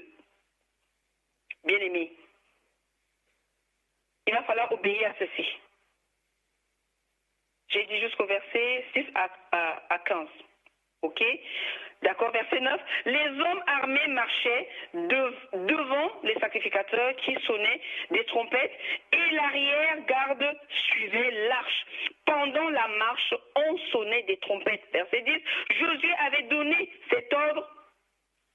Josué avait donné cet ordre au peuple. Vous ne crierez point. C'est ce que Dieu lui avait dit. La connaissance de ce que lui avait dit. Maintenant, il va falloir dévoiler cela et il faut obéir à cette affaire pour réussir selon les plans de Dieu. Mes voix ne sont pas vos voix, mes pensées ne sont pas vos pensées. Qu'est-ce que Dieu t'a dit par rapport à cette situation? Qu'est-ce que tu as lu dans cette parole? Tu viens multiplier les prières. C'est divin, Dieu nous dit de multiplier les prières. Mais est-ce que tes prières sont basées sur la volonté de Dieu? C'est pour ça que nous pouvons rester 10 ans, nous ne sommes pas exaucés. Nous pouvons être en paix si les ossements n'arrivent pas parce que Dieu dit cette affaire, je sais à quel moment je vais te donner. Élisabeth, je ne vais pas te donner un fils maintenant. Je veux que tu sois à un âge avancé. Mes amis, Zacharie et Élisabeth n'avaient pas de problème. Ils servaient Dieu et ils parlaient de la stérilité. Les gens recevaient des enfants. Mais comment se fait-il qu'il ne peut pas avoir d'enfants? Est-ce que c'est parce qu'il était incrédule? Mais parce que le temps de Dieu. dans la vie de Zacharie n'était pas encore arrivé. Pourquoi ils n'ont pas eu dans la jeunesse? Zacharie a choisi d'aller prendre une femme stérile, mais il savait que son Dieu était capable.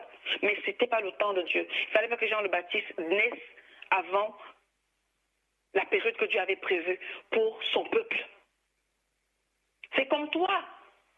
Oui, Satan t'a bloqué. Oui, dans ta famille, les gens ne se marient pas. Mais Dieu sait quel moment, parce qu'il faut une certaine maturité. Et quand les gens ne croient plus, et quand les gens sont désespérés, pas pour toi, mais désespérés pour leur vie, Dieu va donc frapper, boum. Et là, on dit, ah, tu vas se marier. Et tout le monde va dire, mais ce Dieu-là est vraiment, il est merveilleux, il est tout puissant.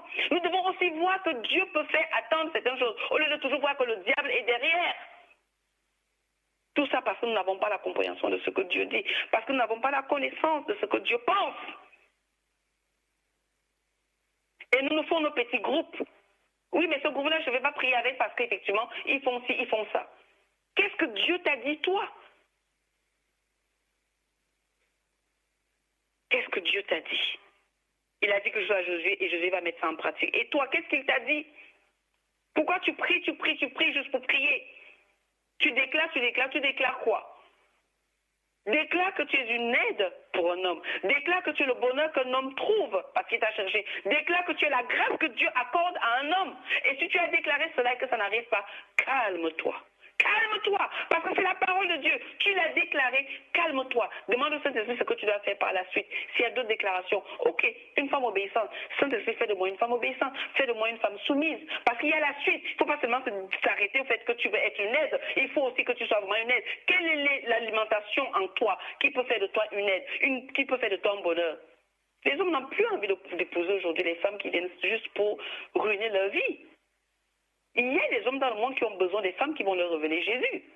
Il y a des femmes dans le monde qui ont besoin des hommes qui vont leur révéler Jésus. Donc tu pries sur quoi? José savait sur quoi il allait danser et sur quel pied, parce que Dieu lui avait dit des choses et qu'il a écouté. José avait donc donné cet ordre, effectivement, nous avons lu le verset 11. L'arche de l'Éternel fit le tour de la ville. Elle fit une fois le tour, puis on rentra dans le camp, et l'on y passa la nuit. Verset 12, Josué se leva de bon matin et les sacrificateurs portèrent l'arche de l'Éternel. Verset 13, les 7 sacrificateurs qui portaient les 7 trompettes retentissantes devant l'arche de l'Éternel se mirent en marche et sonnèrent des trompettes. Les hommes armés marchaient devant eux et l'arrière-garde suivait l'arche de l'Éternel. Est-ce que c'est les hommes qui ont organisé ici la marche? Non! Pourquoi tu veux que ton ministère fonctionne alors que tu ne suis pas ce que le Saint-Esprit te dit? Pourquoi tu veux que l'Église fonctionne en tant que toi, berger? Pourquoi tu veux que ça fonctionne alors que tu ramènes tes programmes charnels? Ton propre intelligence. Tu n'as pas fait le temps avec le Saint-Esprit de demander, Saint-Esprit, quels sont les besoins des brebis? Parce que tu as tes comptes à régler. Ça y est, tu prêches dessus. Comment veux-tu que les montagnes soient déplacées dans ton église? Comment veux-tu que les membres de ton église découvrent quel est leur problème? Parce que tu ne leur donnes pas à manger. Tu réveilles la chair. Tu excites la chair et l'esprit endormi. D'ailleurs, on ne parle pas du Saint-Esprit. Il est dans le placard. Je ne cherche pas à me faire des amis. J'ai un maître qui m'apprend ça. Jésus-Christ. Mais je cherche à faire la volonté de Dieu. À lui de me reprendre. Et je n'ai pas peur que les hommes me reprennent. Si Dieu me reprend, ça va me châtier, ça va me titiller. Parce qu'il me châtie, mais il ne me tue pas. Mais que les hommes me reprennent, ça ne me fera ni chaud ni froid. Parce que je suis morte. Je ne vis pas. Et si je vis, ce n'est pas moi qui vis, c'est Christ qui vit en moi. Alléluia. Que Dieu soit loué à jamais et que mes ennemis soient anéantis. Donc je disais le verset 13, ils vont porter les 7 trompettes retentissantes devant l'arche de l'Éternel, se mirent en marche et sonnèrent des trompettes. Les hommes armés marchaient devant eux et l'arrière-garde servait l'arche de l'Éternel pendant la marche. On sonnait des trompettes, verset 14. Il fit une fois le tour de la ville. Le second jour, puis il retournait dans le camp. Il fit de même pendant 6 jours. Oh, c'est ennuyeux. Oh oui, mais il faut jeûner, il faut prier. Seigneur, tu sais, oh, mais tu as vu Satan, Dieu dit que, oh, j'ai donné des ordres. C'est parce que nous n'avons pas les ordres de Dieu. Nous n'avons pas ce que Dieu a dit. Que nos prières sont tellement parfois longues. Elles sont longues. Et quand elles sont longues, à l'intérieur, on ne trouve même pas la volonté de Dieu. On ne trouve pas ce que Dieu a dit. On trouve, Seigneur, tu sais que, oui, mais nous sommes quand même sur terre. Le diable, il dit, appelle ma volonté qui est dans le ciel sur terre. Et tu verras que le diable, qui a déjà été anéanti par mon fils, n'a aucun pouvoir sur toi. Il ne peut qu'accomplir mes desseins sur ton chemin pour te perfectionner. Alléluia. Parfois, je trouve que la parole de Dieu est dure, mais je me rends compte qu'elle est un feu qui change notre système de pensée et peut nous amener quelque part. Nous avons vu l'objet de l'obéissance, la marche à suivre. Comment est-ce qu'il faut procéder? Ça nous permet. Si je murmure ici, j'ai désobéi. Désobéi parce que j'ai murmuré. Dieu a dit silence. Alors si je commence à faire des prières alors que Dieu m'a dit tais-toi, il y a de fortes chances que Satan se glorifie dans mes prières que je fais parce que mes prières ne seront pas des louanges, mais de la lamentation. Parce que les ossements n'arrivent pas. Donc, je continue à prier de façon, oui Seigneur, tu vois, Seigneur, vraiment, s'il te plaît, si tu peux. Et il dit que, oh, je peux toutes choses, rien ne m'est impossible. Mais pourquoi tu supplies dans cette affaire? Tu n'as pas besoin de me supplier. Va voir ce que j'ai dit dans cette affaire, je l'ai déjà réglé, elle a déjà été accomplie. Et là, quelqu'un te dit, Flora, tu penses que c'est facile? Mais c'est mon rôle de te l'annoncer. Je t'ai parlé de Zacharie. Il n'avait pas d'enfant, mais il parlait de la stérilité. Il disait qu'à cet endroit, on ne peut pas être stérile. Mais il n'avait pas d'enfant. Parce que c'était la mission que Dieu lui a donnée. Tu vas dire, mais Flora, tu n'es pas mariée, mais tu parles du mariage. Dieu m'a appelé à restaurer les foyers. Mais il n'a pas dit, Flora, tu vas te marier maintenant. Dieu m'a appelé à mener les enfants, à croire qu'il peut les utiliser. Mais j'ai passé mon temps à perdre les enfants. Pensez que Dieu fait les choses au hasard? Il cherche les cœurs. Alors si tu te focalises sur la vie de Flora, tu es perdu, mon frère, ma soeur. Tu es perdu. Parce que Dieu fait ce qu'il veut avec chacun de nous et comme il veut. Mais à toi maintenant de trouver ton compte en lui et ce qui te dérange devient un sujet d'allégresse. Parce que c'est à ce moment-là que tu prends plaisir. Quand tu lui dis, Seigneur, ça me fait mal, qu'est-ce que tu en penses? Il va te consoler. Quand tu sors de là, tu dis, je reviens demain. Limite, il faut que j'ai le blues encore demain pour venir te voir. C'est mon cas. Quand je me sens seule, je vais le voir, je dis, Seigneur, aujourd'hui je me sens seule. Je voudrais que tu me fasses un câlin, je veux que tu me prennes dans tes bras. Et quand je sors de là, j'arrive à mon travail. Même celle qui est mariée, celle qui est la plus heureuse, comblée par son mari, n'a pas la joie que j'ai. Parce que Jésus sait combler un cœur. Le Saint-Esprit sait faire du bien à une vie. Il te donne des petits pépites, des petits morceaux de choses qui te font du bien tellement que tu oublies que tu vis seul chez toi. Parce que tu n'es pas seul d'ailleurs. Quand on a fini d'obéir, nous devons prendre. Le verset 16 nous dit ceci. À la 7e fois, comme les sacrificateurs sonnaient des trompettes, Josué dit au peuple, poussez des cris. Poussez des cris car l'Éternel vous a livré. On vient dans la même version. Vous a livré la ville. Mes amis, maintenant, ils peuvent prendre, ils peuvent entrer en possession de ce que Dieu a promis, la promesse. Ils peuvent entrer en possession. Cette histoire ressemble aux enfants d'Israël quand ils sont en train d'aller à la terre promise. Les murmures, c'est parce qu'ils n'ont pas la connaissance de qui est ce Dieu. Les murmures, c'est parce qu'ils n'ont pas vu ce que Dieu voulait faire. Les murmures, c'est parce qu'ils ont oublié. Donc, en oubliant, ils ont désobéi. Comme toi et moi. Alors, à ce moment-là, Dieu demande quoi? La seule chose, je ne veux pas vous laisser sans vous dire, Dieu demande qu'on le loue. Nous ne lamentons pas. Quand nous avons vu par la foi ce que Dieu nous dit dans sa parole selon notre situation, nous cherchons la connaissance de cette chose. De comprendre Comment est-ce qu'elle est arrivée? Et comment est-ce qu'on doit faire? Où est-ce qu'il faut aller? Avec qui il faut cheminer? Et ensuite, prendre les ordres qui nous sont donnés, prendre les indications qui nous sont données, les indices qui nous sont donnés, obéir à la voix de l'Éternel, à la voix de Jésus, à la voix du Saint-Esprit. Et ensuite, aller entrer en possession de cette chose, nous préparer physiquement, monter sur la montagne. Luc 14 nous dit que Jésus, pour choisir ses disciples, il est monté sur la montagne. Il a prié toute la nuit. Il priait sur quoi? Parce que le Seigneur, son Père, va lui faire comprendre qu'il te faut. Tu ne peux pas gérer cette affaire seul. Nous ne voyons pas ça dans l'histoire de Moïse. Son beau-père va lui dire que tu ne peux pas gérer ça seul. Il faut que tu te choisisses des hommes capables. Dieu n'avait pas besoin des disciples pour accompagner Jésus. Mais qui allait prendre le relais? Donc il fallait les instructions. Il fallait que Dieu donne à son fils des instructions et il fallait qu'il passe du temps en prière pour recevoir ces instructions et pouvoir les mettre en manifestation à la sortie de la prière. Il finit de prier toute la nuit et le lendemain, il choisit les 12.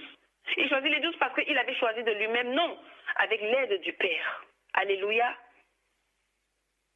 Toi, tu veux choisir avec l'aide de quelqu'un même qui ne croit pas qu'il y a la guérison. Beaucoup ne croient pas à la guérison, mais ils veulent être guéris. Ça ne marchera pas.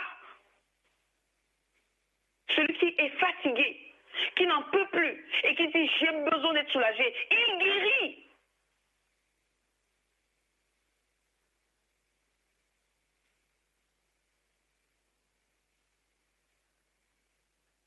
Les sacrificateurs qui étaient ici, ce sont ceux-là qui, par exemple dans l'histoire, qui effectivement ramenaient le sang au souverain sacrificateur pour aller asperger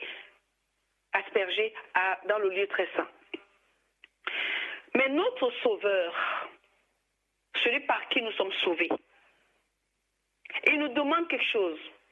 Il ne nous demande pas de venir encore avec des sacrifices d'animaux, de sacrifices de oui, je vais faire un sacrifice et puis ma situation sera résolue. Il nous demande une seule chose. Nous allons lire dans Hébreux 13, verset 15. Il nous demande une seule chose. Voici cette chose. Par lui, offrons sans cesse à Dieu un sacrifice de louange, c'est-à-dire le fruit des lèvres qui confessent son nom. Alléluia. C'est notre sujet de prière. Confessez le nom de Jésus, celui par qui nous sommes sauvés, celui qui a reçu le nom qui est au-dessus de tout nom. Ça veut dire que Jéricho, dans ta vie aujourd'hui, confesse le nom de Jésus. Écoute ce que Jésus a à te dire.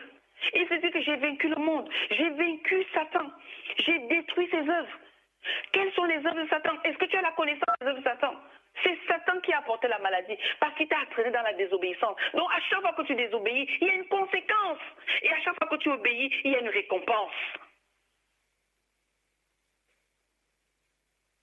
Satan nous a apporté l'ignorance. Donc il ne veut pas que tu aies la connaissance de ce que Dieu a prévu pour toi, les promesses que Dieu a pour toi. Donc il te fait ne pas passer le temps dans la parole. Il t'envoie des démons. On ouvre la Bible, oh je ne comprends pas. Bon, je vais demander à un frère. Ce que le frère va t'expliquer n'est pas la compréhension que le Saint-Esprit veut te donner. Jésus intercède pour nous. Je vais partager cette lecture avec toi dans Hébreux 7, 25 à 27. C'est aussi pour cela qu'il peut sauver parfaitement ceux qui s'approchent de Dieu, par lui. Ceux qui s'approchent de Dieu par lui. Je disais tantôt, les religieux vont te parler de Dieu. Dieu, Dieu, Dieu. Je ne dis pas que Dieu n'existe pas et que nous ne devons pas prier Dieu. Mais Dieu a fait sa part. Il a tout donné au Fils.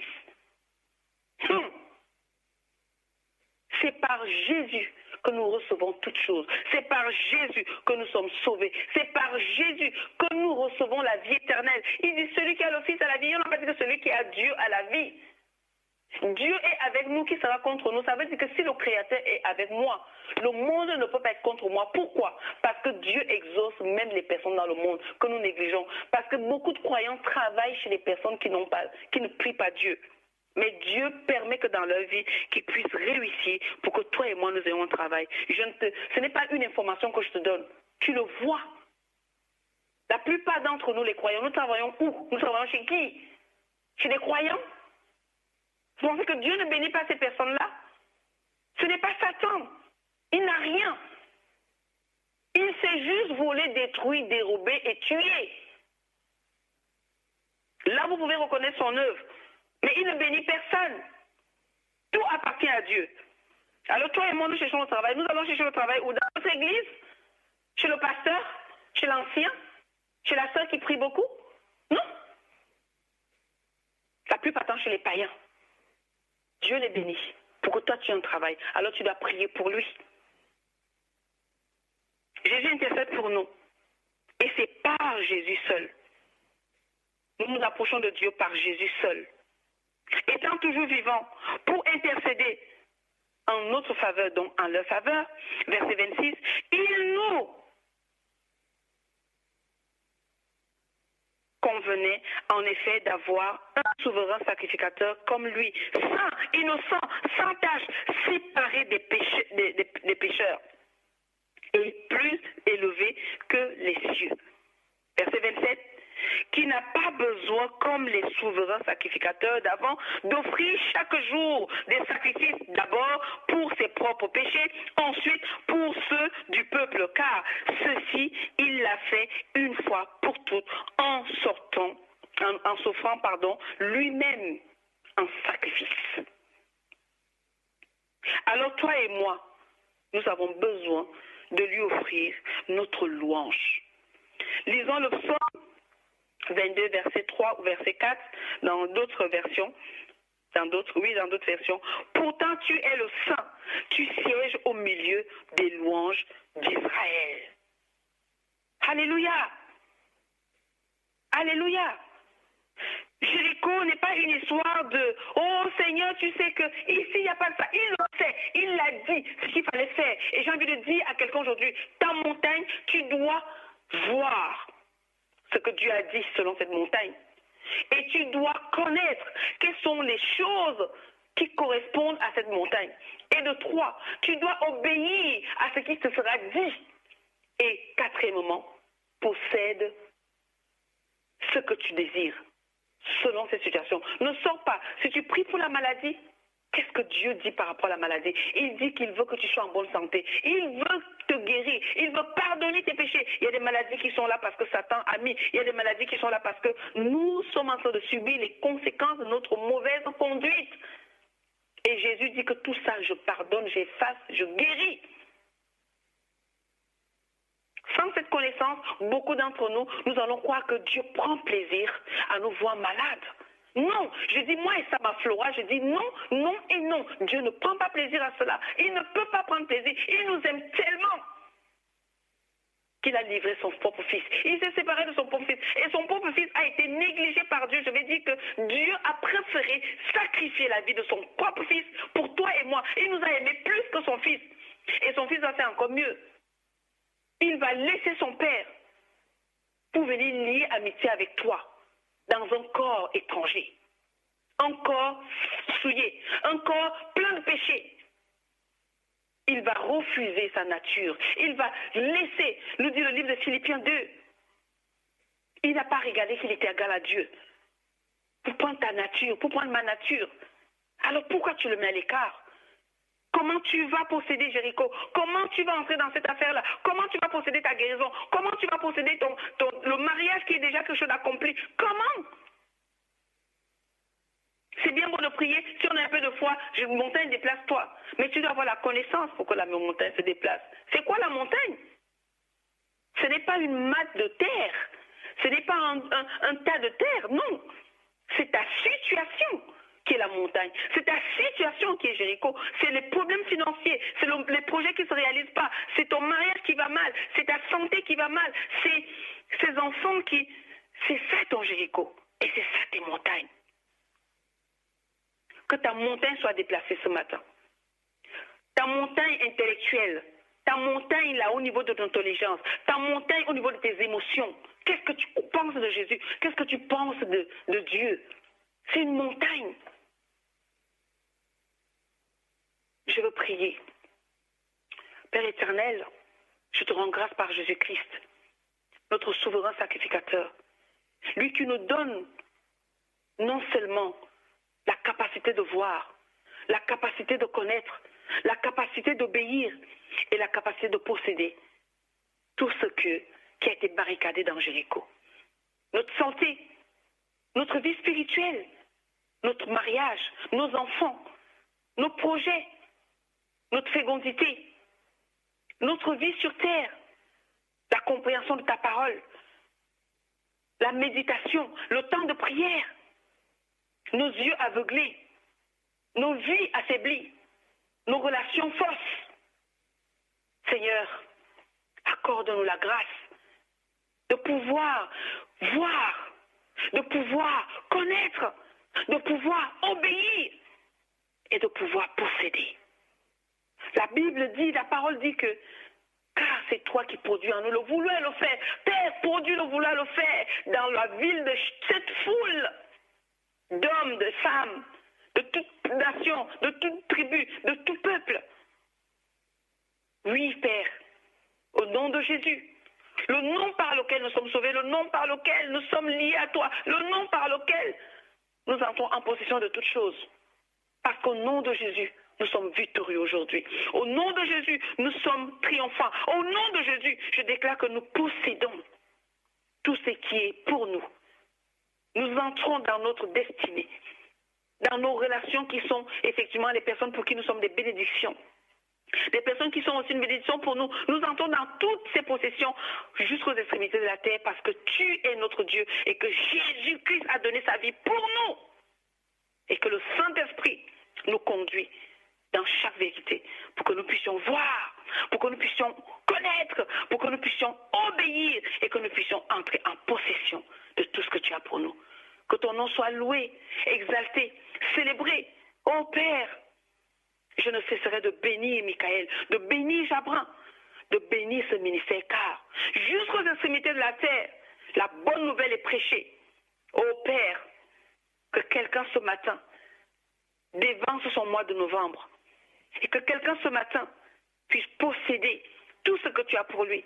Que le Jéricho qui est fermé, barricadé dans sa vie, Seigneur, donne-lui de voir, donne-lui de connaître, donne-lui d'obéir et donne-lui de posséder avec joie et reconnaissance pour témoigner parce que c'est ton désir. Tu dis, vous serez mes témoins. Alors nous sommes tes témoins. Je dis que nous sommes tes témoins et nous le serons jusqu'à ce que Jésus revienne. Parce que rien ne nous séparera de ton amour que tu as manifesté en Jésus-Christ pour nous. Non, non, non, Seigneur. Toutes choses concourent à notre bien. Parce que, Seigneur, tu es celui qui nous aime. Tu es celui qui nous a tant aimés. Oui, toute la Bible nous rappelle que tu es un Dieu merveilleux. Tu es un Dieu glorieux. Tu es un Dieu majestueux. Et Jésus, ton Fils, est juste, tout-puissant. Il est honorable. Il mérite la louange. Et le Saint-Esprit est juste, bon pour nous. Il est juste ce qu'il nous faut. Il est juste celui-là qu'il nous faut sur le chemin, sur la route, dans nos maisons, dans nos foyers, dans nos vies. Parce qu'il est le meilleur ami que nous puissions avoir. Merci Père, merci Jésus et merci Saint-Esprit. Que le nom de l'Éternel soit béni, que le nom de l'Éternel soit glorifié et que toute personne qui est restée jusqu'à cette heure-ci reçoive la bénédiction.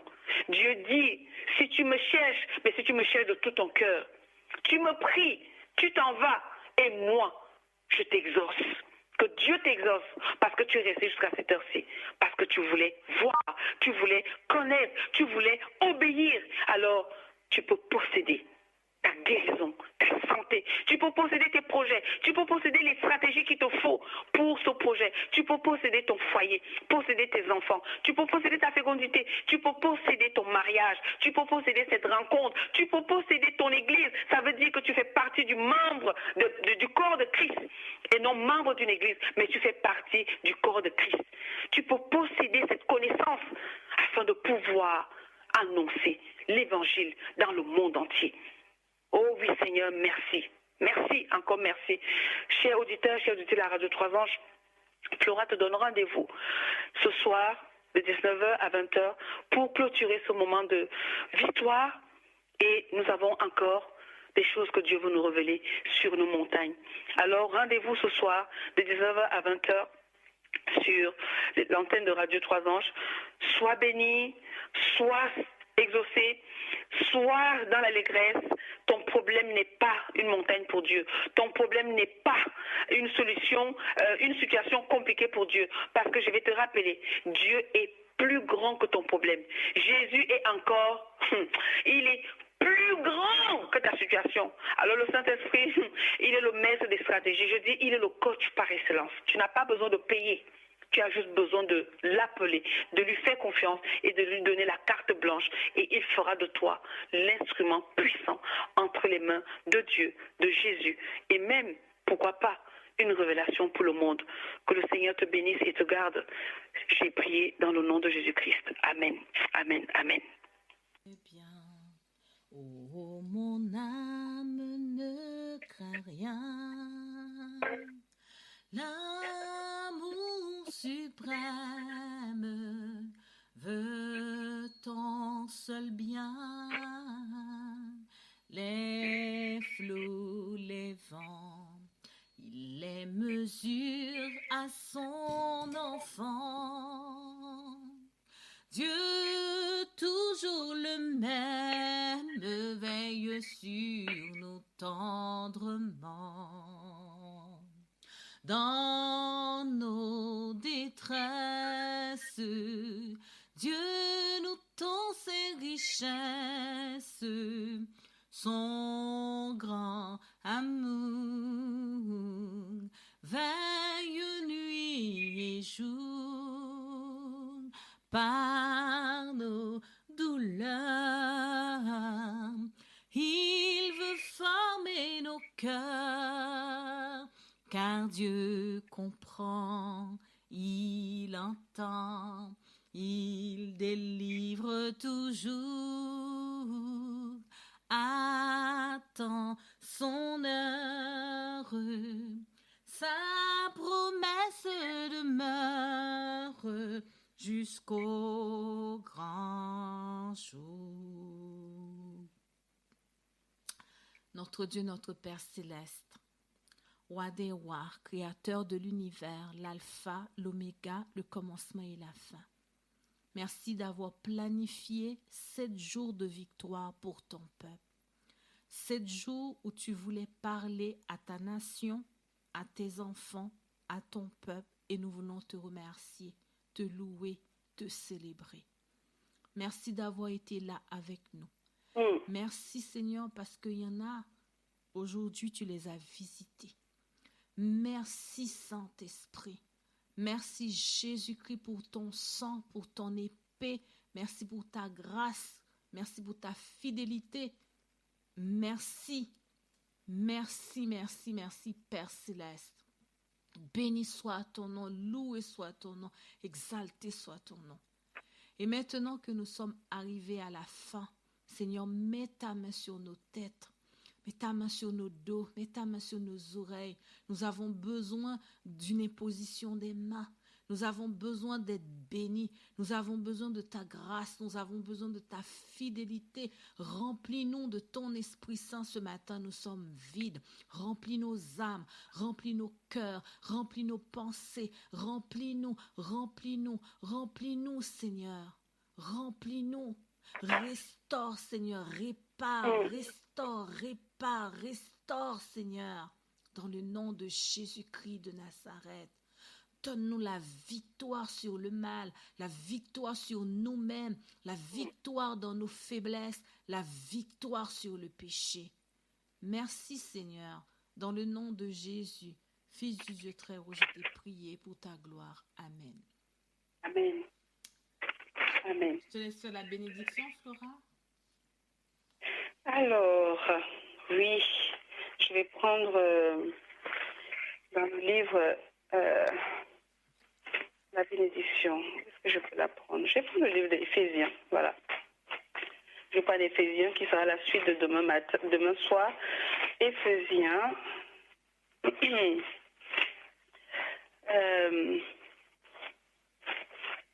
Pardonnez-moi, peuple de Dieu.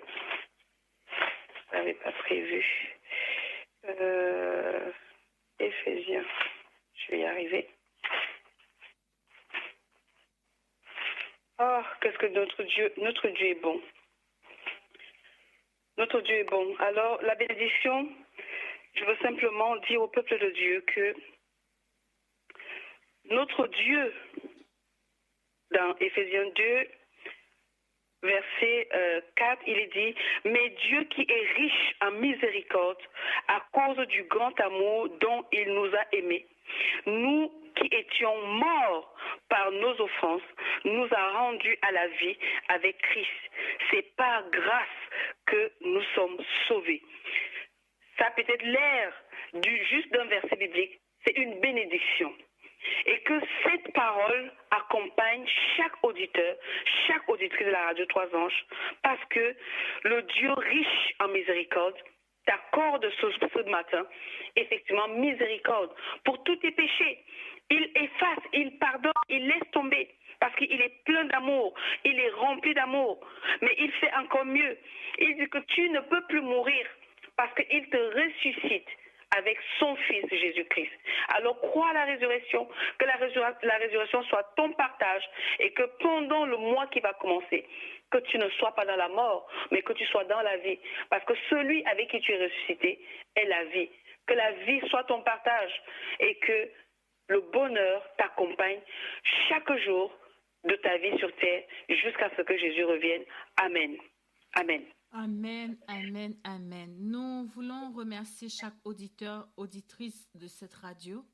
Nous remercions la Guyane, la Martinique, la Guadeloupe, le Canada, les États-Unis, la Suisse, la Belgique et d'autres pays. Nous voulons vous remercier parce que sans vous, je ne pense pas que ce programme allait avoir lieu. Et nous voulons vous remercier. Je remercie Flora, je remercie Marie-Josiane, Jabran, Martine qui a témoigné et plein d'auditeurs qui ont témoigné. Et je remercie, je loue le nom de notre Seigneur Jésus-Christ. Merci à Daël, merci aussi à Patrick, merci à Dorcas, que le nom de Jésus-Christ, le Fils du Dieu très haut, soit loué.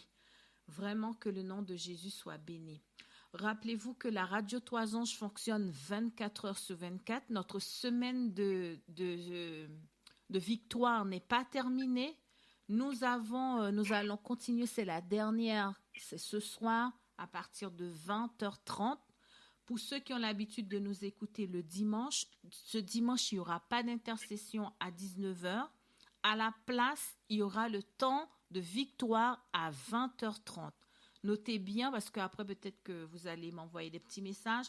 À 19h, il n'y aura pas de temps d'intercession, mais au lieu de 19h, ce sera à 20h30 pour le temps de 20h30 à 21h45 pour le temps, le dernier jour des 7 jours de prière, 7 jours de victoire se termineront ce soir à 20h. À 20h30 au nom de Jésus-Christ, le Fils du Dieu très haut. Pour ceux qui ne nous connaissent pas, la radio Trois Anges fonctionne 24 heures sur 24. Chaque chiffre impair, vous avez de la prédication. Les chiffres pairs de l'horloge, vous avez aussi des temps de musique, des temps où vous allez écouter de la musique. Nous fonctionnons chaque dimanche soir et de 19h à 20h pour des temps de prière. Et nous avons aussi une demi-journée de jeûne mensuel chaque 3e dimanche du mois. Que le Seigneur vous bénisse, que le Seigneur vous garde. La radio Trois Anges, c'est une radio adventiste. Nous propageons le message de la résurrection de Jésus, la mort et la résurrection de Jésus-Christ, le Fils du Dieu très haut. Alors, pour ceux qui sont connectés ou ceux qui viennent ou quelqu'un les a présenté cette radio cette semaine, si vous ne connaissez pas Jésus et que vous avez envie de connaître Dieu, que vous n'avez pas encore donné votre vie à Jésus, n'hésitez pas à nous contacter au 06 15 68 29 13. Cette semaine aussi, c'est une semaine de victoire pour les âmes. N'hésitez pas à donner vos vies à Jésus. C'est le plus gros cadeau, le plus beau cadeau que vous pouvez vous accorder vous-même. car c'est important de donner sa vie à Jésus-Christ, le Fils du Dieu très haut. Soutenez-nous par la prière, parce que nous avons besoin de prière. Et soutenez-nous aussi par vos dons, parce que la prédication de l'Évangile n'est pas gratuite. Nous avons besoin de vos dons pour continuer à exister. Sinon, on ne pourra pas aller plus loin. Que le Seigneur vous bénisse, que le Seigneur vous garde, que le Seigneur vous accorde sa paix, sa grâce. Et je vous dis, pour ceux qui peuvent à ce soir, pour ceux qui ne peuvent pas, eh ben, la Radio Toison, je vous donne rendez-vous chaque dimanche ou sinon le dernier et le 3e dimanche du mois de novembre. Soyez bénis. Ne perdez pas votre bénédiction en allant faire des trucs de Halloween. Ce n'est pas une bénédiction cela. Mais gardez vos bénédictions en fixant les yeux sur Jésus-Christ, le Fils du Dieu très haut. Soyez bénis et puis bonne journée ou bonne nuit ou bonne fin d'après-midi. Au nom de Jésus. Amen. Amen. Amen.